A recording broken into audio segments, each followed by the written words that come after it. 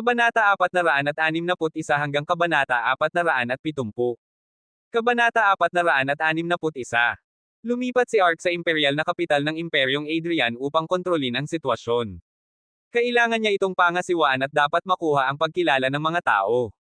Ang unang bagay na ginawa niya pagkatapos pumasok sa imperial na kapital ay ibalik ang mga tropa ng puppet na Flatfish at isang katlo ng mga tropa ng mercenary pabalik sa kanlurang kontinente. Magkakaroon sila ng bagong misyon sa lalong madaling panahon. Para sa pagsalakay sa susunod na imperyo, haharapin niya ito sa simula ng susunod na taon. 9 na buwan na sa unang taon at ang kanyang plano ay tuluyang umarangkada. Dapat siyang magpahinga muna. Matapos ibalik ang mga tropa, nagpatuloy si Ark sa paggawa ng iba pang bagay na hiniling ni Sam. Ang una ay ipadala ang mga bilanggo na nasa death row sa kanlurang kontinente, sa pilitin silang pakikainin ng mga tableta ng pagkaalipin at idaragdag sa mga tropa. Ayaw itong gawin ni Sam sa una, ngunit nagpasya siyang pipilitin niya sila sa pag-iisip, hindi sa pisikal. Dahil mamamatay rin naman sila, mas mabuting magamit sila at magkaroon ng bagong buhay. Ngunit ang exception ay ang mga sexual assaulter, rapist, child trafficker, at iba pa. Mahigit sa 3,000 bilanggo na nasa death row ang kinuha mula sa bilangguan. Ito ay isang bagay na hindi nila inaasahan. Ngunit hindi labis na nagulat si Ark. Alam niya na si Adrian ay may kakaibang libangan ng pagsasagawa ng mga pagbitay sa kanyang kaarawan.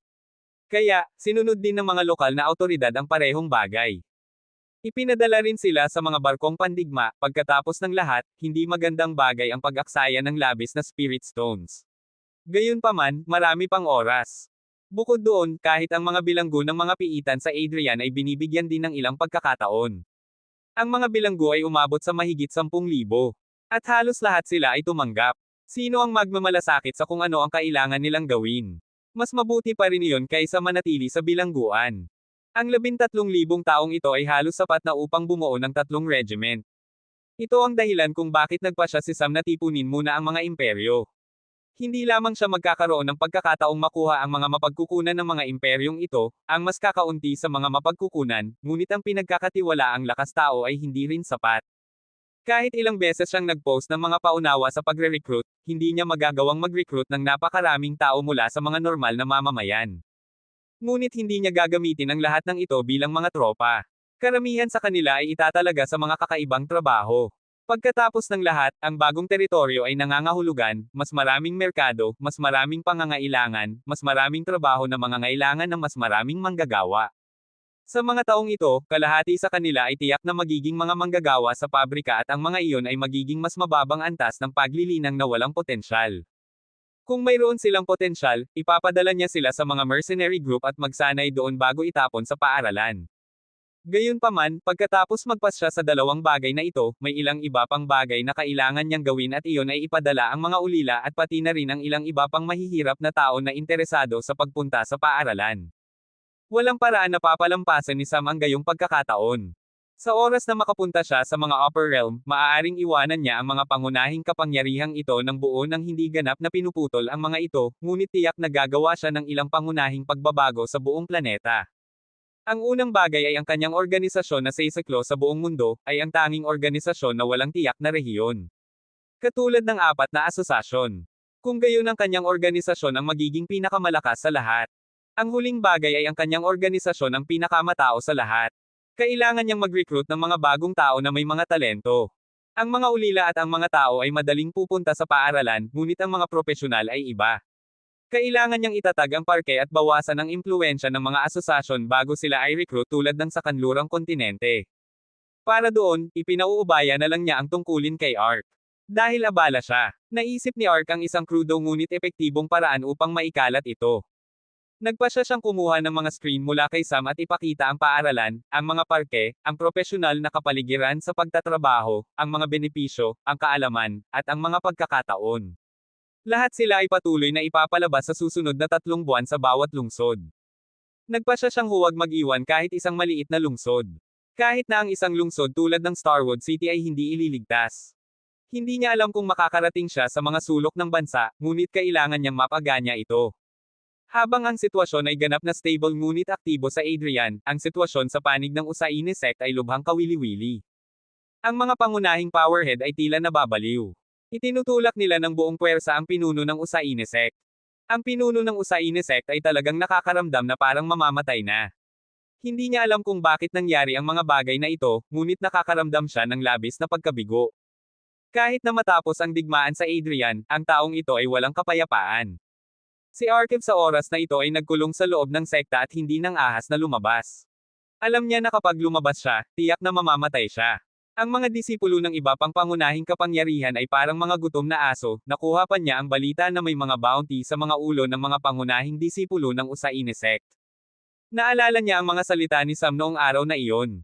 Ang Usaine sect ay tila nasa malaking problema at walang sino man ang tila magpapahinga para sa sekta.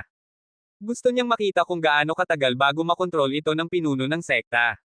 Pagkatapos ng lahat, ang sekta ay may higit sa 1,000 taon ng pamana, hindi madali para itong gumuho sa ilang hanggal na dahilan. Nagtataka siya kung si Sam ang nasa likod ng kaguluhang ito at kung oo, bakit? At ang sagot na iyon ay upang makamit ang isa sa mga layunin ni Sam at nangyayari ito sa sandaling ito. Gusto ni Sam na ilihis ang atensyon ng sekta patungo sa mga pangunahing kapangyarihan at ang arson ang dapat na huling bagay na dapat nilang alalahanin. Kahit na mag-alala sila tungkol doon, kailangan nilang gawin ito tungkol lamang sa mga parke, ang iba pang mga bagay ay dapat naganap na baliwalain at ang kanilang layunin ay nakamit. Sa sandaling ito, walang nakapansin na kalahati ng mga opisyal ng imperyo ay nawawala. Iyon ay kadalasan dahil, mula noong nakaraang buwan ay wala sila sa kanilang mga tungkulin, pumunta sila upang magkaroon ng alak sa imperial na kapital at hindi na bumalik. Ngunit hindi sila umiinom ng alak sa sandaling ito, dahil, ang kanilang mga kamay ay wala sa isang nababagong kondisyon dahil nakalock sila ng ilang metalikong clamp na naglalok sa kanilang mga upuan. Ang kanilang mga mukha ay mukhang mapatla at ang kanilang mga mata ay ganap na napapalibutan ng mga madilim na bilog at mukhang walang buhay. Ang kanilang mga katawan ay hindi mukhang isang cultivator body, sila ay tulad ng ilang matatandang lalaki, na halos patay na. Tinitingnan sila ni Sir Ona at Philip habang silang lahat ay nakaupo sa madilim na silid at bawat opisyal ay humihingi ng alak. Ito ang epekto ng isa sa mga masasamang tableta na ginawa ng Old One. Ito ay tulad ng ilang cocaine o heroin. Hindi nila dapat itong hawakan, dahil kapag tinanggap nila ito, hindi sila mag-asawa dito. Tiniyak ni Sam na ang kanyang alak ay sapat na malakas upang maalis ang anumang mga palatandaan ng mga katangian ng tableta na iyon kapag hinaluan dito. Sa madaling salita, ginawa niya silang lahat ng mga junkie. Ngayon, hindi na nila makontrol ang kanilang espiritual na enerhiya, halos sila ay tulad ng ilang normal na mamamayan na ang tanging pagkakaiba ay ang kanilang mga katawan ay patuloy na tumatagas ng espiritual na enerhiya. Tiningnan sila ni Sir Ona ng malamig at sumenyas kay Philip. Lumakad siya patungo sa kanila at nagsimulang magtanong. Ito ang kanilang plano, kailangan nilang mag-interrogate ng ilang araw, upang makakuha ng mas maraming impormasyon hanggat makakaya nila. Ang pamahalaan ng arson ay ganap na pinamumugaran ng mga miyembro ng Usaine sect, direkta silang mag-uulat sa Usaine sect. Tiyak na magkakaroon sila ng ilang seryosong lihim sa kanilang mga isip. Ngunit higit sa lahat, gusto ring malaman ni Sam kung ano ang kanilang mga posisyon sa loob ng sekta at kung anong mga lugar ang maaari nilang puntahan. Magpapasya siyang panatilihin ang mga taong may higit na akses at ang kanilang mga pribilehiyo na angkop para sa kanya. Para sa iba, hindi sila mamamatay, ngunit magpapagulong-gulong sila sa pagkagumon na ito at magsisilbing mga reserba para sa kanya. Pagkatapos makuha ang lahat ng impormasyong kailangan nila at i-record ang mga ito sa mga recording crystal, bumalik si Philip sa lungsod ni Sam upang ibigay ito kay Sam. Habang pananatilihin sila ni Sir Ona sa ganitong estado hanggang sa bumalik si Philip kasama ang mga resulta. Kinabukasan ay bumalik si Philip at ibinigay ang listahan kay Sir Ona. Tiningnan niya ito at nagsimulang maglabas ng mga tableta mula sa singsing na ibinigay sa kanya ni Sam. Kumuha siya ng 3 uri ng tableta mula sa kanyang imbakan. Ang isa sa mga ito ay ang Pill of Servitude. Ang isa pa ay ang tableta na permanenteng magpapagaling sa pagkagumon at ang huli ay ang isa na pansamantalang magpapagaling sa pagkagumon. Ang unang uri ng tableta ay karaniwan para sa lahat at ang pangalawang uri at pangatlong uri ay nagpapakilala sa mga tao mula sa mga kinakailangan at sa mga reserba. Kabanata 462. Matapos pakainin ng mga tableta, ang mga opisyal ay unti-unting nahimasmasan at bumalik ang kanilang mga pandama sa kanila. Pagkatapos lamang nila naintindihan kung ano ang nangyari sa kanilang mga katawan. Nagsimula silang magkaroon ng malamig na pawis. Ito ay isang bagay na hindi pa nila naranasan dati at tiyak na ayaw nilang maranasan itong muli. Pagkatapos ay naalala nila ang mga may-ari ng tavern ng alak at nakaramdam ng mahinang panginginig sa kanilang mga puso. Sa pagkakataong ito, ang Usaine sect ay screwed. Iyon ang tanging iniisip nila. Naintindihan nila na mula ngayon ang kanilang buhay ay selyado na. Wala silang magagawa tungkol dito kundi ang sumama sa Agos. Unti-unti, ang mga opisyal ay nagsimulang bumalik sa kanilang mga tungkulin at hindi na sila nagreklamo tungkol sa alak. Sa katunayan, nagpasya silang huminto sa pag-inom. Ang tavern ng alak ay nagpatuloy pa rin sa pagtakbo tulad ng dati. At ang lahat ay nag-uusap pa rin tungkol dito tulad ng dati. Sa pagtatapos ng ika-9 na buwan, halos natapos na ng mga opisyal ang kanilang mga tungkulin at ang imperyo ay tila bumalik sa normal na estado. Ngunit ang lahat sa Usaine sect ay ganap na bigo. Hindi sila umaalis sa sekta at ito ay nagpabigo sa kanila. Kalahati sa kanila ay nasa labas na noon at tumakbo sa sekta para sa kanilang buhay. Halos binigyan nila ng halik ang Diyos ng kamatayan ng maraming beses sa kanilang paglalakbay. Hindi nila alam ang eksaktong dahilan ng kanilang kalagayan, ngunit alam nila na may kinalaman ito sa mga parke at isinusumpa nila ang taong sanhi nito. Dahil ang sitwasyon ay mas masahol pa, mayroong isang bagay na nagpapanatili sa Usaine sect na mapagbantay at iyon ay ang mga parke na pinasabog ng isa-isa. Ang lahat ng mga parke na naisaaktibo ay nasa paligid ng Imperial Capital at lahat ng mga aktibong parke na iyon ay ganap na wasak na. Kahit isang istruktura ay hindi na iligtas at ang lahat ay nasira o naging pulbos. Kahit na ang iba pang mga pangunahing kapangyarihan ay nakaramdam na mayroong talagang mali sa ito. Ang pinuno ng Usaine sect at ang tatlong asosasyon ay nawala ng malaking halaga ng mga mapagkukunan, ngunit hindi bababa sa ang Usaine sect ay nakakuha ng ilang espasyo sa paghinga dahil sa insidenteng ito. Sinamantala ng pinuno ng Usaine sect ang pagkakataon at nagsagawa ng pagpupulong sa iba pa sa kanila maliban sa tatlong asosasyon. Hindi ko alam kung bakit sigurado ka na mayroon akong paraan. Ngunit tulad ng nakita mo ang lahat ng mga parke na aktibo ay sumabog na ngayon. Talaga bang iniisip ninyo na saysubog ko ang mga parke kaysa sa pagbabahagi ng paraan sa inyo? Partikular, kapag lahat kayo ay humihinga sa aking mga leeg, sa tingin ba ninyo ay hahayaan ko na lamang ang sekta na pumunta sa yugtong ito, para lamang sa mga parke? Hindi ba ninyo iniisip na iyon ay hindi maisip? Hindi tumigil doon ang pinuno ng Usaine sect at nagsimulang bigwan ang 6 na pangunahing kapangyarihan sa lahat ng mga katanungan at sa wakas, nagawa niyang kumbansihin sila na hindi ito ang kanyang kasakiman at ang mga parke ay talagang isang sabwatan. Hahayaan ko na ang mga nakaraan ay maging nakaraan. Mula ngayon, wala tayong alitan sa pagitan natin. Sa wakas ay ginawa niya ang pahayag na ito na may labis na pag-aatubili sa kanyang puso. I mean, sino ang tatanggapin ito ng nakahiga? Nag-gang up lang sila sa kanya nang hindi binibigyan siya ng pagkakataon at kahit na walang katuturang naniniwala sa kanilang sariling haka-haka. Ngunit kailangan niyang bitawan dahil wala siyang lakas upang labanan ang lahat ng 6 sa kanila. Ang lahat ng mga pangunahing pinuno ng kapangyarihan ay medyo naghihinalo pa rin. Sa pagtingin dito, ang pinuno ng Usaine sect ay labis na nagalit at sinabi, "Kukunin ko ang pagsubok sa paghuhukom." Sinabi niya ito nang may pagngangalit ng mga ngipin. Ang iba pang mga pinuno ay natigilan, hindi nila inaasahan na gagawin niya ang desisyon na ito. Ang pagsubok na nangyari na minsan at ang porma sayon ay buo pa rin sa kanilang lugar ng pagpupulong, kaya hindi gaanong nakakaabala ang pagkuha ng pagsubok. Ang bagay ay, pinag-iisipan nila kung dapat ba nilang hayaan siyang kunin ang pagsubok o hindi. Dahil, alam nila na kung talagang kukuha siya ng pagsubok kung gayon walang atrasan. Tiyak na maghihiganti siya sa isang paraan o sa iba pa.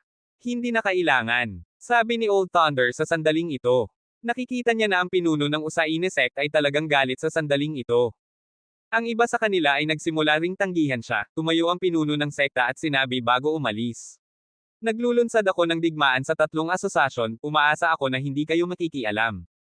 Kung gayon, talagang magkakaroon tayo ng lahat ng nakaraan na maging nakaraan. Walang sino man ang nagsalita. Naiintindihan na ang pinuno ng Usaine sect ay galit sa kasalukuyang sitwasyon. Ganap na itinulak ng tatlong asosasyon ang Usaine sect sa firing range ng mga pangunahing kapangyarihan at naupo sila sa likuran ng nakikipag-usap ang mga pangunahing kapangyarihan sa mga disipulo at sa mga nakatatanda na nasa labas ng sekta. Walang paraan na bibitawan ng pinuno ng Usaine sect. Gayunpaman, naniniwala sila na kung makikialam sila, magti-trigger ang isang pandaigdigang digmaan.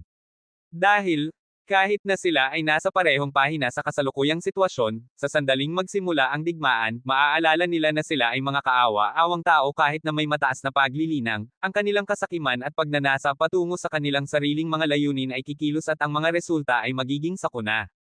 Gayunpaman, hindi sila ganap na malulugi, kahit na ang isa sa kanila ay ganap na mawala, ang natitirang partido ay magtatatag ng mga bagong asosasyon. Hindi nila kailangang mag-alala sa sandaling ito. Ang kailangan lang nilang gawin ay panatilihin ang mga asosasyon na mayroon sila para sa kanilang sarili. Hindi nagtagal, ang balita tungkol sa Usaine sect na naghahanda na maglunsad ng digmaan laban sa tatlong asosasyon ay nagdulot ng ilang kaguluhan sa mga pangunahing disipulo at maging sa mga menor de edad na kapangyarihan ng gitnang kontinente. Nang dalhin ni Arman ang balitang ito kay Sam, kahit siya ay nagulat. Malinaw niyang naisip na ang sitwasyon ay maglalaro ng eksakto tulad nito. Aalisin ng Yushan sect ang sisi ngunit magkakaroon pa rin ng ilang hinala na nakalakip sa kanila. Iyon ang naisip niya, ngunit sa pagkakita nito, ang pinuno ng Usaine sect ay tila nabaliw na sa lahat ng presyon na natanggap nila. Ngunit ang pagbabagong ito ay hindi nagpahirap kay Sam, sa katunayan, siya ay masyadong masaya na hindi niya maalis ang isang ngisi sa kanyang mukha. Dahil ito ay magiging isang recruitment drive para sa kanya. Mayroon siyang isang mahusay na plano sa sandaling ito. Ngunit bago iyon, kailangan niyang harapin ang isa pang bagay sa kamay. Siya ay nasa isang underground na lihim na silid sa lungsod. Doon ay isang silwete ng tao na nakaupo sa isang upuan na ang kanyang katawan ay sunog na itim. Walang isang pulgada ng kanyang balat na walang pinsala. Ang kanyang buhok ay ganap na nawala at ang dugo ay dahan-daang lumalabas sa mga bitek ng kanyang balat. Bahagya siyang buhay. Sa katunayan, siya ay isang buhay na halimbawa ng terminong bahagyang buhay. Ito ay walang iba kundi ang emperador ng Adrian. Ang taong dapat sana ay mamatay sa mga kamay ni Ark.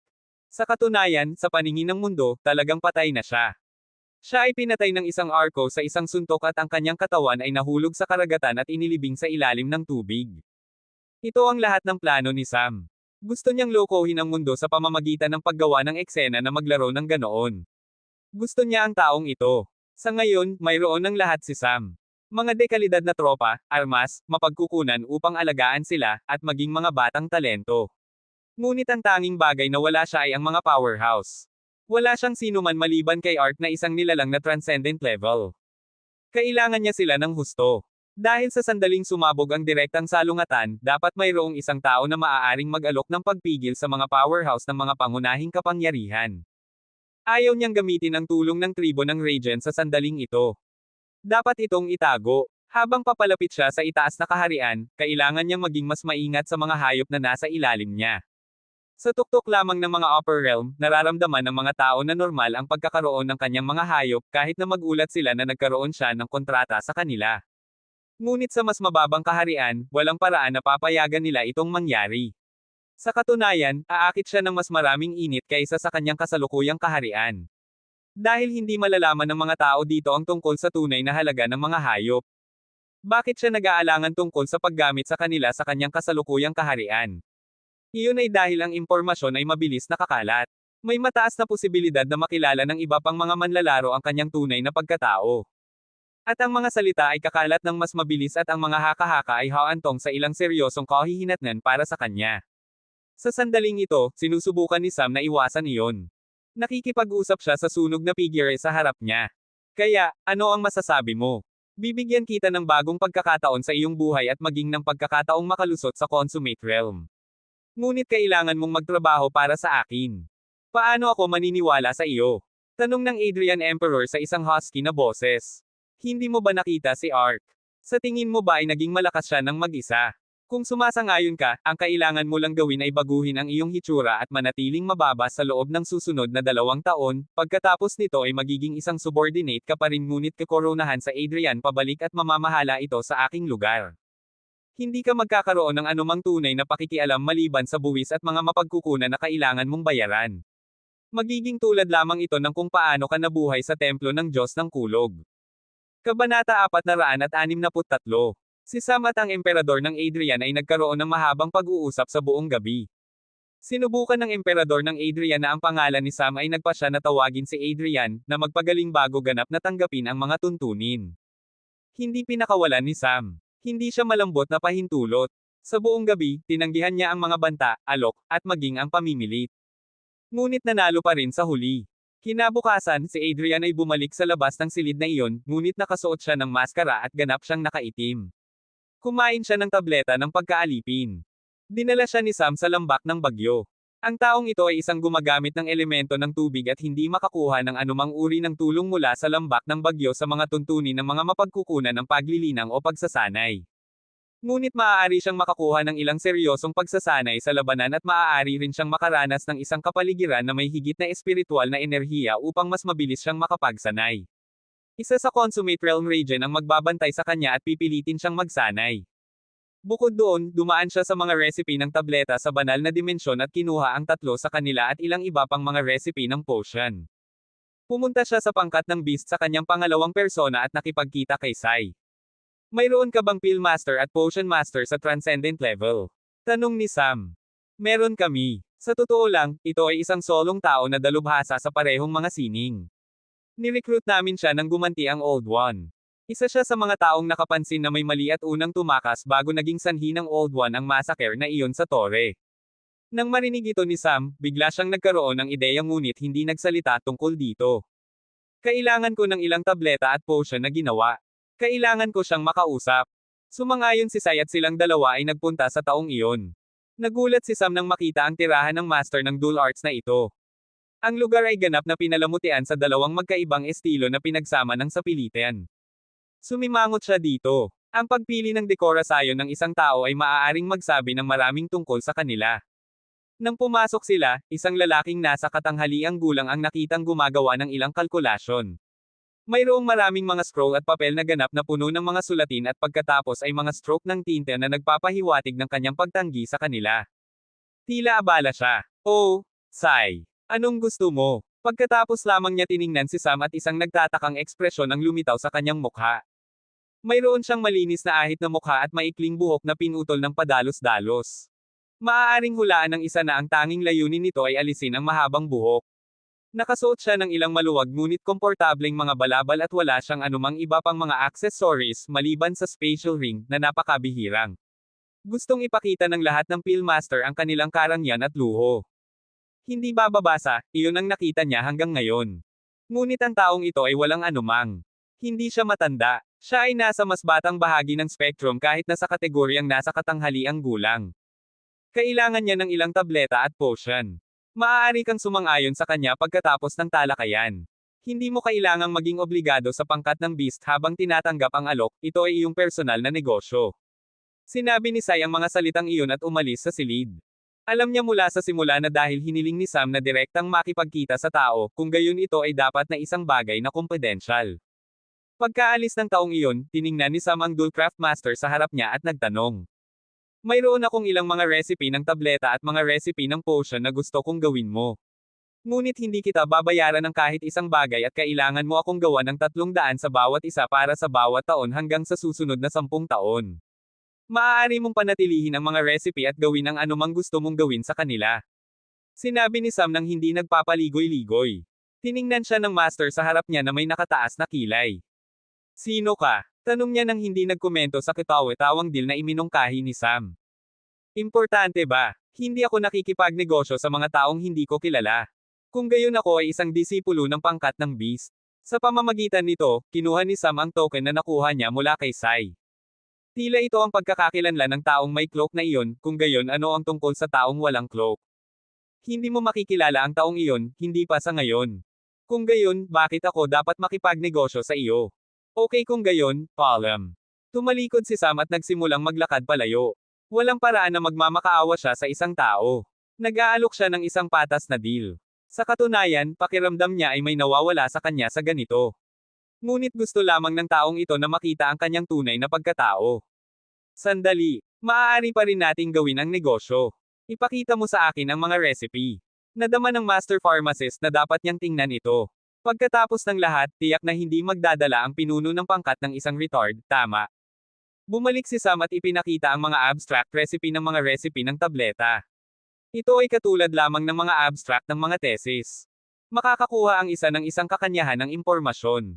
Ang pharmacist ay may malaking pagkunot ng noo habang binabasa niya at pagkatapos ang kanyang mga mata ay naging mga nakasisilaw na bituin sa pagtatapos nito. Saan mo nakuha ang mga ito? Tanong niya sa isang nasa sabik na estado.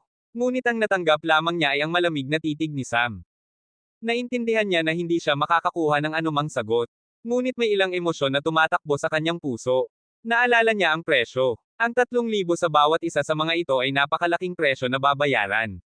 Kahit para sa kanya, sinabi ng pinuno ng pangkat na walang kinalaman ito sa pangkat. Ang kanyang mga kamay ay nangangati na gumawa ng isang hakbang at runway sa sandaling ito. Ngunit pagkatapos ng ilang oras, naramdaman niya na hindi magandang tumalon sa isang conclusion at gustong makipag-ayos. Paano ang 200? 300, walang mas marami walang mas kaunti. 250. Hindi nagsalita si Sam, tiningnan lamang niya siya ng kalmado. Nagngalit ang mga ngipin ng pharmacist at nag-isip kung ano ang gagawin. Maaari talaga siyang kumita ng malaki kung ibenta niya ito sa pangkat at ang cost price ng mga bagay na ito ay medyo mas mababa kaysa sa ilang mamahaling tableta at potion na umiiral sa mundong ito. Ang pinakamahalagang bagay tungkol sa mga bagay na ito ay ang kadalubhasaan. Iyon ang dahilan kung bakit hindi sinubukan ni Sam ang kanyang kamay sa ito na may ilang mataas na antas ng methane flame. Maaari niyang ibenta ang isang set ng mga bagay na ito at ang mga kita ay sapat na upang bumili ng mga sangkap para sa higit sa 50 set. Sa katunayan, maaari pa niyang itaas ang presyo at makakuha ng 80 set na nagkakahalaga ng mga sangkap. Iyon ang dahilan kung bakit gumawa si Sam ng gayong deal. Alam niya kung ano ang ibinibigay niya sa kanya at sa katunayan, si Sam ay talagang nasa talo. Ngunit wala siyang ibang pagpipilian. Ang mga bagay na ito ay may kaunting gamit at sa loob ng 2 taon pagkatapos niyang pumunta sa itaas na kaharian, ang mga recipe na ito ay maaaring hindi masyadong karaniwan, ngunit bahagyang bihira lamang. Pinilit niya ang taong iyon na tanggapin ang deal na ito dahil mayroon siyang sariling mga bagay na dapat harapin. Kailangan niyang magtaas ng ilang makapangyarihang mataas na antas ng mga puwersa sa yugto ng pre-transcendent, ang yugto ng transcendent, at yugto ng consummate. Ang problema, mahirap para sa mga kategoryang ito na makamit kahit isang menor de edad na tagumpay at mayroong 2 dahilan para doon at iyon ay ibinigay na mayroon silang kinakailangang kaliwanagan. Una, ang mga diskarte sa paglilinang. Ang dahilan na ito ay kamakailan lamang naunawaan niya. Ang mga diskarte sa paglilinang ay labis na hindi nakakapukaw at mababa sa kalidad.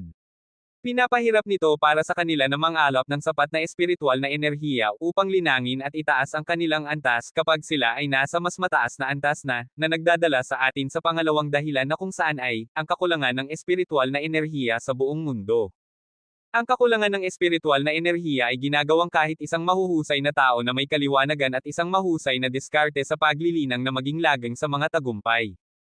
Ang unang pagkukulang ay maaari pang malampasan sa pamamagitan ng paglutas sa pangalawang problema na kung saan ay ang magkaroon ng isang kapaligiran na may labis na siksik at dalisay na espiritual na enerhiya. Ngunit hindi ito posible. Iyon ang dahilan kung bakit gagamitin nila ang mga tableta at potion na ito. Ang mga tableta at potion na ito ay talagang mga set ng gamot.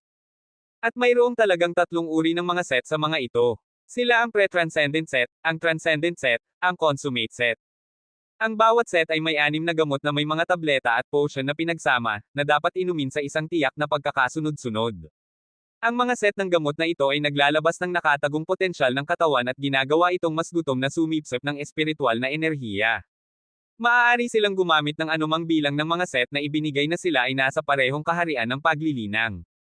Ito ay maaaring isang kayamanan sa mundong ito, ngunit mula sa nabasa ni Sam sa silid-aklatan, ngunit sa mas mataas na kaharian ito ay isang karaniwang droga na ginagamit ng mga tao upang mapataas ang kanilang bilis ng paglilinang. Susubukan lamang nitong sindihan ang potensyal ng latent body at hindi magdudulot ng labis na pinsala.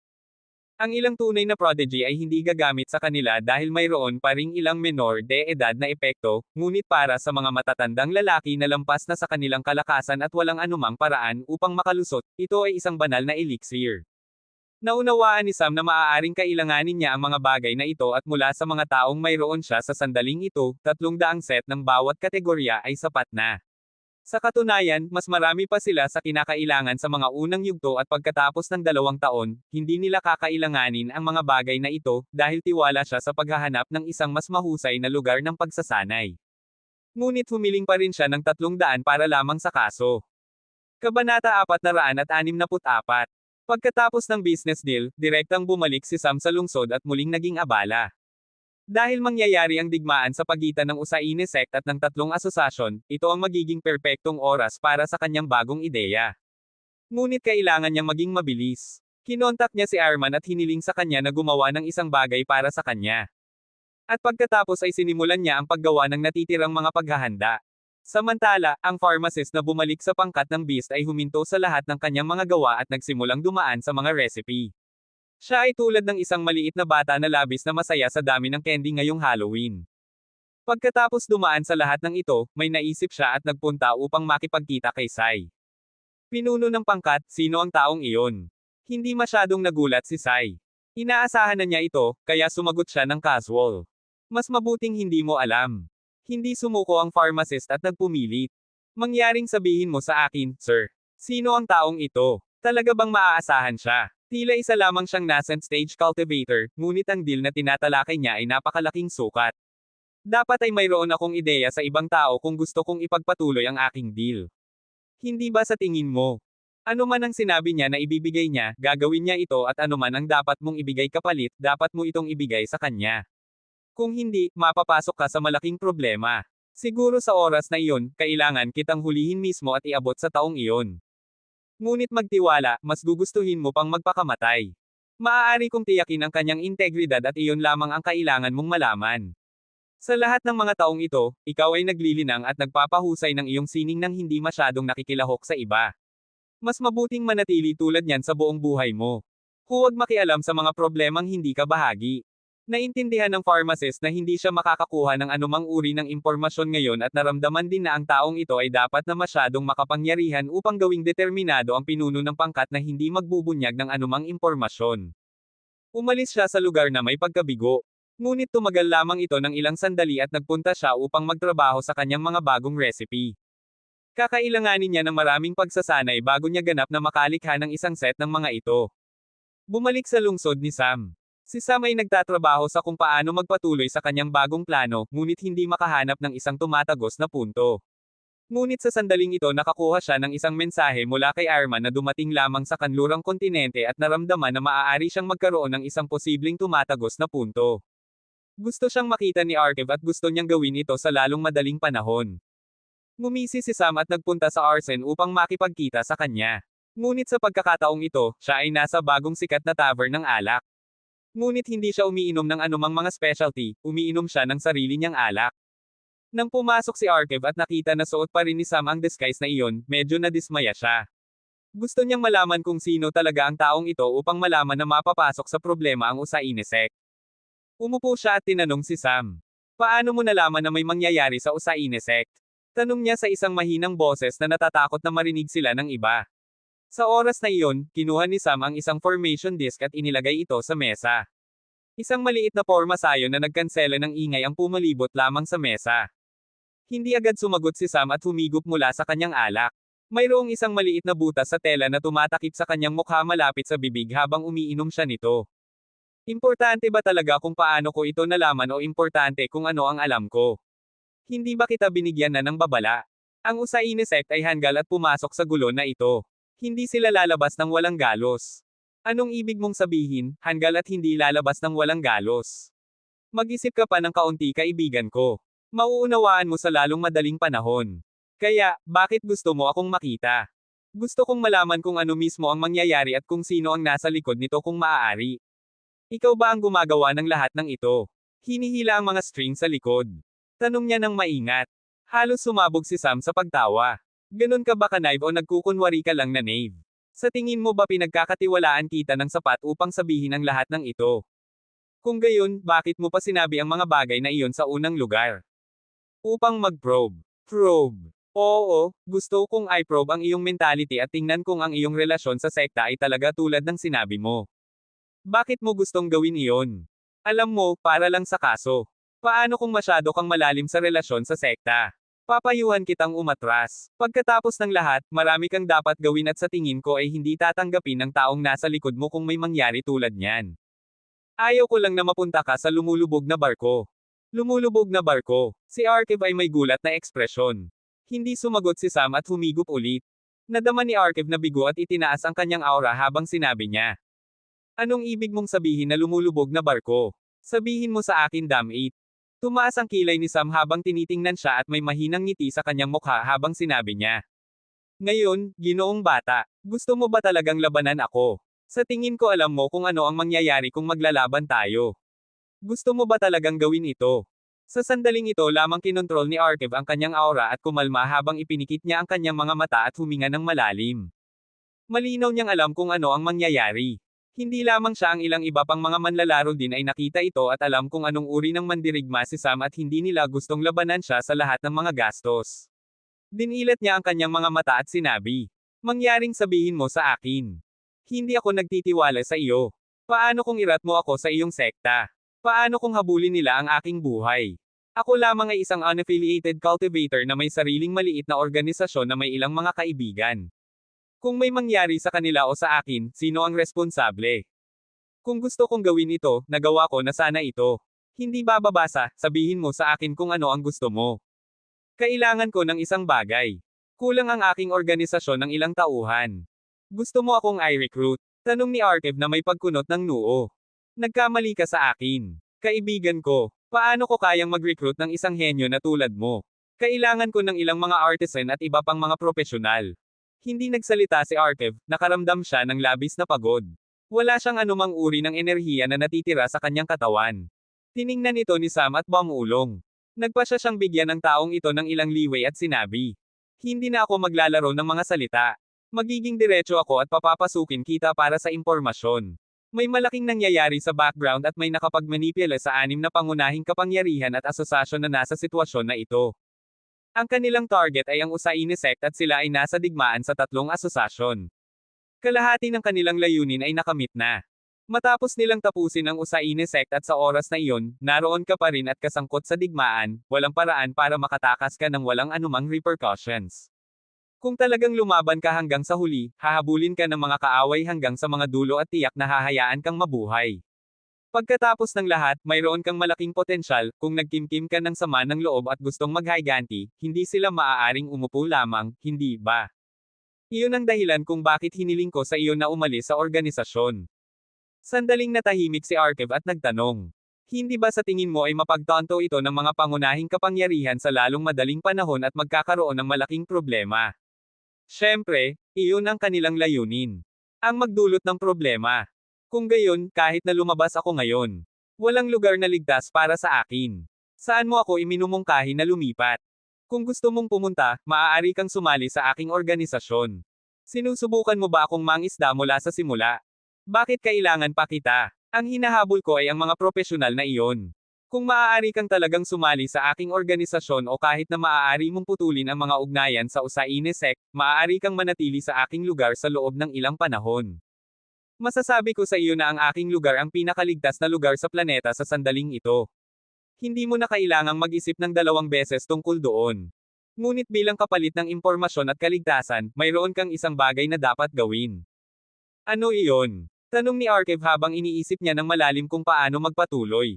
Ipinaliwanag ni Sam kung ano ang kailangan niya at ang pagkunot ng noo ni Arkev ay lumalim at lumalim habang nakikinig siya dito. Pagkatapos nito, sinimulan ni Arkev na isipin kung dapat niya itong tanggapin o hindi. Gayunpaman, wala siyang anumang uri ng espesyal na koneksyon sa sekta. Ito ay isang lugar kung saan siya nagpunta upang mangalap ng mga mapagkukunan. Kahit na doon, pinaghirapan niya ang kanyang puwit upang malutas ang mga misyon para sa mga mapagkukunang kailangan niya. At kahit na, siya ay nagpakana laban sa napakaraming beses. Bibitawan niya ang sekta pagdating ng panahon, iyon ang dahilan kung bakit paulit-ulit niyang tinatanong si Sam, gusto niya ng kumpirmasyon at ngayon na nakakuha siya ng isa, nahihirapan siyang magpasya kung ano ang gagawin. Kabanata 465. Bumalik si Sam sa lungsod pagkatapos talakayin ang lahat kay Arkev.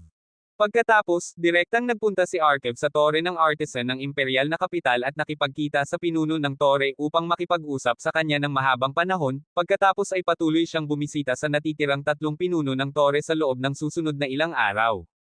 Pagkatapos ng ilang araw, sa ilang kadahilanan, tinawag ng lahat ng mga pinuno ng tore ang kanilang mga empleyado sa iba't ibang rehiyon upang pumunta sa imperial na kapital sa pamamagitan ng kanilang espesyal na komunikasyon na magpapahintulot sa kanila na makipag-usap sa pamamagitan ng mga lungsod. Pinawalang saysay nila ang mga mababang antas na empleyado at ang mga mababang ranggo na artisan na walang potensyal para sa anumang uri ng paglago at maaari lamang magsagawa ng mga miscellaneous na gawain. Pagkatapos ay nagsimulang lumipat ang iba pang mga profesional patungo sa imperial na kapital. Para sa mga profesional na nauugnay sa Usaine Sect, sila ay kinuha na ng 3 asosasyon sa simula at ipinadala sila ng pinuno ng Usaine Sect upang alisin ang ilang presyon sa kanyang mga balikat. Ngayon ay direktang kinagat siya nito sa likod. Ang lahat ng mga paggalaw na ito ay ginagawa ng labis na maingat dahil ang lahat ng iba pang mga tauhan at opisyal sa ilalim ng direktang kontrol ng Usaine sect ay gumagalaw din patungo sa imperial na kapital sa isang pagmamadali at ang mga bahagi na ng imperial na kapital ay talagang umalis sa Usaine sect. Ang lahat ng mga taong ito ay kasalukuyang ipinatawag ng Usaine sect sa paghahanda para sa digmaan. Sa pagkakataong ito, ganap na nawala ito sa pinuno ng Usaine sect. Ang tatlong asosasyon ay itinulak lamang ang mga bagay ng labis at nawalan sila ng ilan sa kanilang mga panloob na disipulo ng sekta at ang mga pangunahing disipulo ng walang dahilan. Sa pagkahibang na ito, hindi man lang niya naisip na imbestigahan kung sino ang tunay na sanhi ng kaguluhan sa mga parke. Kahit na ang mga pangunahing kapangyarihan at ang tatlong asosasyon ay hindi nagmamalasakit sa sanhi ng problema. Siyempre, hindi ito nangangahulugan na hindi sila mag-abala dito, ngunit kakailanganin ng ilang oras at ilang mga bogbog sa digmaan at maraming dugo upang mapagtanto at isipin kung ano talaga ang nangyari. Ang mga taong ito na nasa tuktok ay may ganitong kakaibang pag-iisip, kung saan madarama nila na anuman ang kanilang sinabi ay napupunta at iisipin nila na ang lahat tungkol sa kanila ay masyadong malaki at masyadong dakila. Kaya, hindi nila kukonsintihin na maapi at maitulak. Iyon ang dahilan kung bakit sila nabaliw at nagsisimula ng digmaan. Ngayon ang Arsen ay halos naging walang pagtatanggol dahil sa kanyang mga aksyon at si Sam ay maaaring magkaroon ng maraming plano hanggat maaari. Ang unang bagay na gagawin niya ay pagnakawan ang bansa ng kanyang talento at kasanayan. Iyon ang dahilan kung bakit ginamit niya si Arkev. Gusto lang niyang tipunin ang lahat ng mga profesional na bahagi ng mga asosasyon. Wala na ang Pharmaceutical Association at ang mga tore ng imperyo ay halos nagtatrabaho sa kanilang empirical hierarchy. Para sa muling pagtatatag ng herb faction nito, kakailanganin ng maraming oras at pera at bago ganap na malutas ang isyu ng parke, hindi sila magkakaroon ng anumang mga saloobin at gagawin ito. Tapos na ang oras ng tatlong asosasyon sa planetang ito. Hindi bababa sa iyon ang naisip ni Sam, tiyak na lalamunan ng natitirang mga pangunahing kapangyarihan ang tatlong asosasyon pagkatapos ng digmaang ito kahit na nanalo ang mga asosasyon. Kinilala na ng mga pangunahing kapangyarihan kung gaano kalaki ang impluwensya ng mga asosasyon sa mga tao, at kung matagumpay na maitatag ang mga parke at lumaki ang impluwensya ng mga asosasyon, kung gayon ang mga bagay ay magiging mas kawalan para sa kanila. Kung sinubukan muli ng mga pinuno ng asosasyon na gawin ang parehong bagay tulad ng Old One, magkakaroon ng mga problema. Ngunit ayaw nilang mawalan ng cash cow tulad ng parke. Ang ginawa ni Sam, hindi lamang lumikha ng isang maliit na bitek sa kanilang kasalukuyang pakikipagsosyo ngunit nagbigay din sa kanila ng isang pagkakataon. May malaking pagkakataon na masisira ang mga asosasyon kahit na hindi nila ginawa, kung gayon mayroong isang napakataas na pagkakataon na sila ay gagawing mga guho at durog na bato. Maaari nilang kainin ang natitira ng dahan-dahan. Para sa mga parke, naruroon pa rin si Sam, tama. Hindi bababa sa iyon ang iniisip nila. Ngunit ang hindi nila alam ay si Sam ang gumagawa ng mga bagay na ito na mangyari.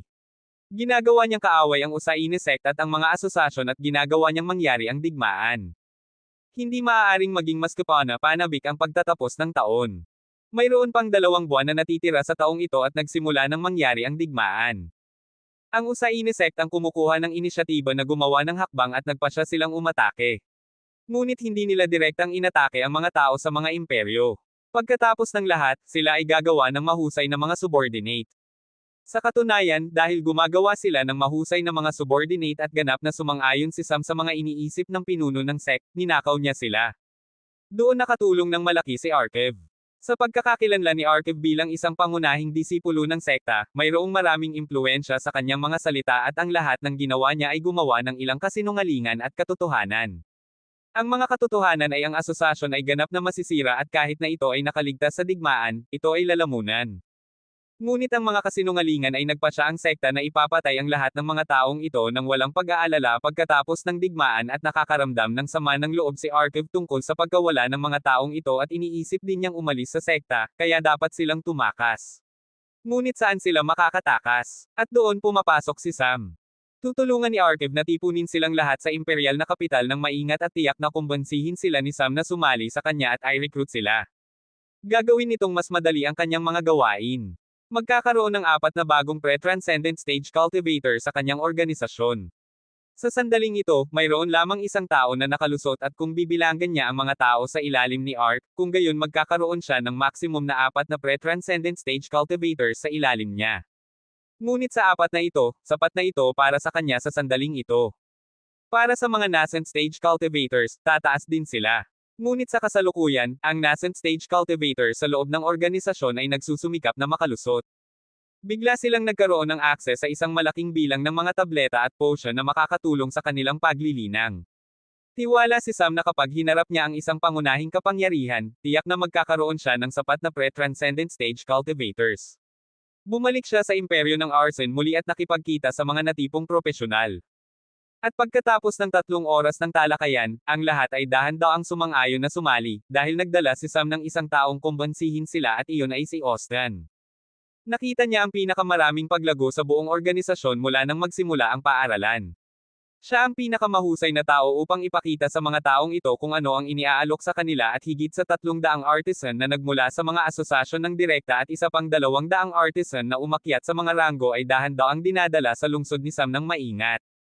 Ang mga numero ng iba pang 3 propesyon ay hindi masyadong maliit kumpara sa isang ito at pansamantala silang nanatili sa loob ng imperial na kapital hanggang sa dumating ang kanilang turno upang makapasok sa lungsod habang ipinadala niya sila sa mga batch. Samantala, nakikipag-usap sina Sir Ona at Philip sa iba pang mga bagay. Nitong 2 buwan na ito, habang abala si Sam sa scouting, recruiting, at producing, ang dalawang ito ay may isa pang trabaho. Hindi matatapos ang digmaan sa loob ng 1 o 2 araw. Hindi bababasa, ang 2 buwan na ito ang magiging pinakamagandang oras para sa kanila. At ang pinakamagandang sitwasyon ay hindi pa nagsisimula ang aktwal na mga labanan, mayroon lamang ilang mga paghaharap sa pagitan ng mga tao ng mas mababang antas sa gitnang kontinente. Kaya, ang 2 buwan na ito, hindi gaanong magtutuon ang mga imperyo sa kanila. Iyon ang dahilan kung bakit, pareho nilang pinasan ang kanilang sarili na pagnakawan ang mas maraming arsen hanggat kaya nila, kaya pinanatili lamang ni Sam ang kanyang mga plano para sa pagre-recruit at iniwan ang iba para sa dalawang ito. Ngayon ay nililibot nila ang mga minahan ng arsen ako sa susunod na 2 buwan. Mayroon lamang silang isang iniisip, na nakawan ang bawat solong mineral na minahan sa susunod na 2 buwan at kung anumang mga reservoir na maaaring mayroon sa imperyo. Bumalik si Sam at nanatili sa lungsod. Sa ngayon, wala na siyang masyadong magagawa. Ang lahat ay ipinasa sa kanyang mga subordinate at maging si Arman ay abala sa isang bagay sa loob ng templo ng Diyos ng Kulog. Nakatuon siya sa pagbugbog kay Arthur sa bawat pagkakataong makuha niya at bukod doon, abala siya sa pagkapanalo sa mga nakatatanda at iba pang mahahalagang tao na maaaring makaimpluwensya sa posisyon ng hinaharap na tagapagmana. Ang hinaharap na tagapagmana ng templo ng Diyos ng Kulog ay piliin ng iba kaysa sa pangkat ng beast. Marami silang dapat isaalang-alang at maraming mga kadahilanan na gumaganap sa desisyon. At isa sa kanila ay ang kapanganakan. Kung ang lahat ng mga kadahilanan na naglalaro upang maging hinaharap na tagapagmana ay accounted para sa 100 puntos, kung gayon ang kapanganakan lamang ay may 30 puntos.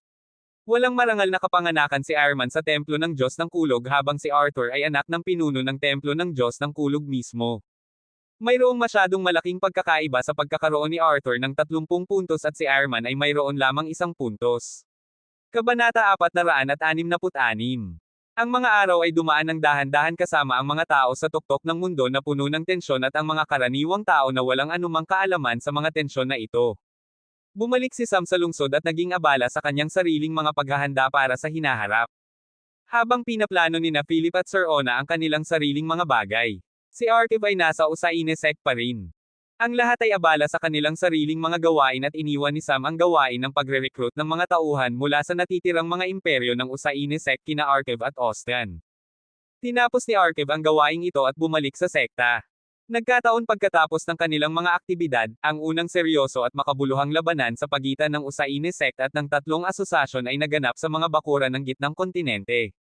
Sa pagkabigla ng lahat, bagamat ang Usaine-sect ang responsable para sa unang dagok pagkatapos magsimula ang digmaan, ang pag-atake na ito ay inilunsad ng mga asosasyon at ang mga tropa ay binuo ng mga pinagsamang sundalo mula sa 3 asosasyon. Naganap ang laban na ito sa isa sa mga tagapagbigay ng mapagkukunan ng Usaine-sect. Ito ay isang minahan na nagbibigay ng isang uri ng metal na kadalasang ginagamit sa paggawa ng mga formation disc at formation flag. Ito ay isang makabuluhang punto ng mapagkukunan sa digmaan kung isasaalang-alang natataas ang mga aktibidad ng produksyon dahil parehong dalubhasa ang magkabilang panig sa paggawa ng porma sayon. Sa digmaan at pagkatapos ng digmaan, ang lugar na ito ay may mataas na halaga para sa parehong partido. Kahit na gusto ng mga asosasyon na maglunsad ng isang ganap na nakakagulat na pag-atake, ang mga miyembro ng sekta ay mabilis na nakapag-react upang maiwasan ang isang massacre. At ang labanan ay naging isang masamang away ng aso para sa lahat ng mga cultivator upang pagpira-pirisuhin ang isa't isa. Ang labanan ay kinasangkutan ng higit sa 3,000 mga cultivator mula sa magkabilang panig na pinagsama at ito ay humantong sa patuloy na mga reaksyon ng paghihiganti at mga pukana, ambush, at sneak attack sa mga kampo. Anumang rehiyon na kabilang sa parehong mga teritoryo sa gitnang kontinente ay nasa kaguluhan. At sa gitna ng kaguluhan na ito, isang tropa ng Artisan Association ang lumitaw mula sa kung saan sa isa sa mga isla ng Usaine sect at tahimik na kinuha. Doon ay nagdusa ang Usaine sect ng matinding pagkawala. Isang napakasamang pagkawala na walang isang solong sundalo ang nakaligtas upang maihatid ang balita pabalik. Kahit na ang mga aktibidad ng mga tao ay nagpatuloy ng walang anumang mga hadlang. Walang nakakaalam kung sino ang kumuha sa isla, ngunit nakagawa sila ng malaking bilang doon. Ang lugar na ito ay isa sa mga isla na may aktibong mga bulkan at ginamit ito ng mga artisan ng Usaine sect para sa kanilang paggawa ng armas dahil ang pagkontrol at pagbawi ng apoy, maging ang tulong mula sa lava ng mga bulkan ay lubhang kapakipakinabang para sa kanila.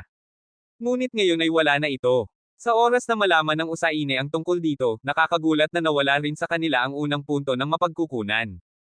Sa pagkabigla ng lahat, natalo ng Usaine sect ang unang dalawang malaking labanan sa digmaan.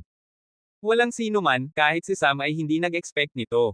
Pagkatapos lamang niya naintindihan na mas malakas ang mga asosasyon kaysa sa kanyang inakala. Iniisip na niya ngayon kung dapat ba siyang makisali sa digmaan o hindi. Habang pinag-iisipan niya iyan, may lumabas na ilang iba pang mga balita at iyon ay 3 maliliit na isla malapit sa gitnang kontinente na mga sakahan ng hayop ng Inscription Association ay nakuha ng Usaine sect at ang 2 minahan ng Artisan Association ay nakuha. Hindi lamang iyon, kinabukasan ay lumabas ang isa pang balita at iyon ay nang gustong kunin ng 3 asosasyon ang isa pang minahan ng Usaine sect, nahulog sila sa isang bitag at higit sa kalahati ng kanilang mga tropa sa kanilang mga rehiyon ay tapos na.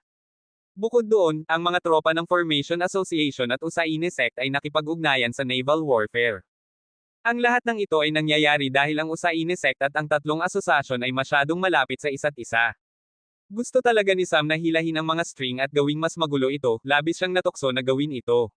Ngunit kailangan niyang maghintay dahil magkakaroon ng ilang uri ng problema pagkatapos ng digmaang ito at hinihintay niya iyon. Maaari itong mangyari sa susunod na 2 buwan sa pagtatapos ng taon at iyon ay ang digmaan na itinigil sa gitna at ang Usaine sect na posibleng naglalayon kay Sam pagkatapos mapagtanto ang kanilang katangahan dahil sa pagdanak ng dugo. Kung hindi iyon mangyayari, mayroon siyang iba pang mga plano. Kinuha niya ang ilan pang mga blueprint at ibinigay sa kanila sa pangkat ng produksyon. May mga bagong uri ng barko at ang isa sa mga ito ay isang malaking proyekto na gagawin nila. Para doon, 80% ng pangkat ng produksyon ang gagana at maging ang mga mag-aaral mula sa iba't ibang departamento ay maaaring lumahok dito at karamihan sa gawain ay gagawin sa labas dahil ito ay tiyak na isang proyekto ng maraming tao, hindi isang proyekto ng iisang tao. Maliban sa mga bahagi na maaaring gawin sa kanyang unit ng produksyon, ang lahat ay gagawin ng iba. Ito ay magiging isang ganap na naval fleet. Maliban sa aircraft carrier at ang mga submarino, ang lahat ay naroroon at mayroong ilang uri ng mga kombinasyon ng pormasayon dito. Nang idisenyo ang unang barko, nakakuha si Sam ng mas maraming problema sa pagdidisenyo ng moving mechanism. Gagamitin nito ang mga water jet na kontrolado ng mga gumagamit ng elemento ng tubig upang gumalaw. At mayroon ding mga backup na makina na talagang mga steam engine. Tiyak na gagana ang barko sa mga steam engine ngunit hindi ito magiging kasing bilis. Ngayong kumpleto na ang paggalaw ng barko at tapos na rin ang disenyo ng backup engine, hindi na kailangang mag-alala si Sam tungkol sa iba pa. Magagamit niya ang parehong mekanismo na may bahagyang pagbabago sa natitirang mga barko. Nang makita ng mga miyembro ng produksyon at mga artisan ang mga disenyo, natigilan sila. Hindi nila inaasahan na magkakaroon ng ganito karaming trabaho at ganito karaming komplikadong trabaho.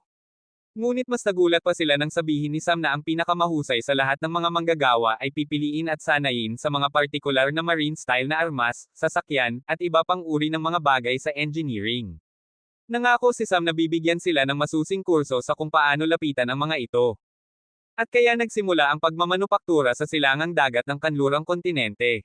Mula sa mapa ng mundo, mayroong talagang isang posibleng ruta ng dagat sa Usaine sect mula sa lugar na ito, ngunit halos imposible na malampasan ang dagat na ito kasama ang malalakas na hayop maliban kung tutulungan sila ng isang eksperto sa consummate realm.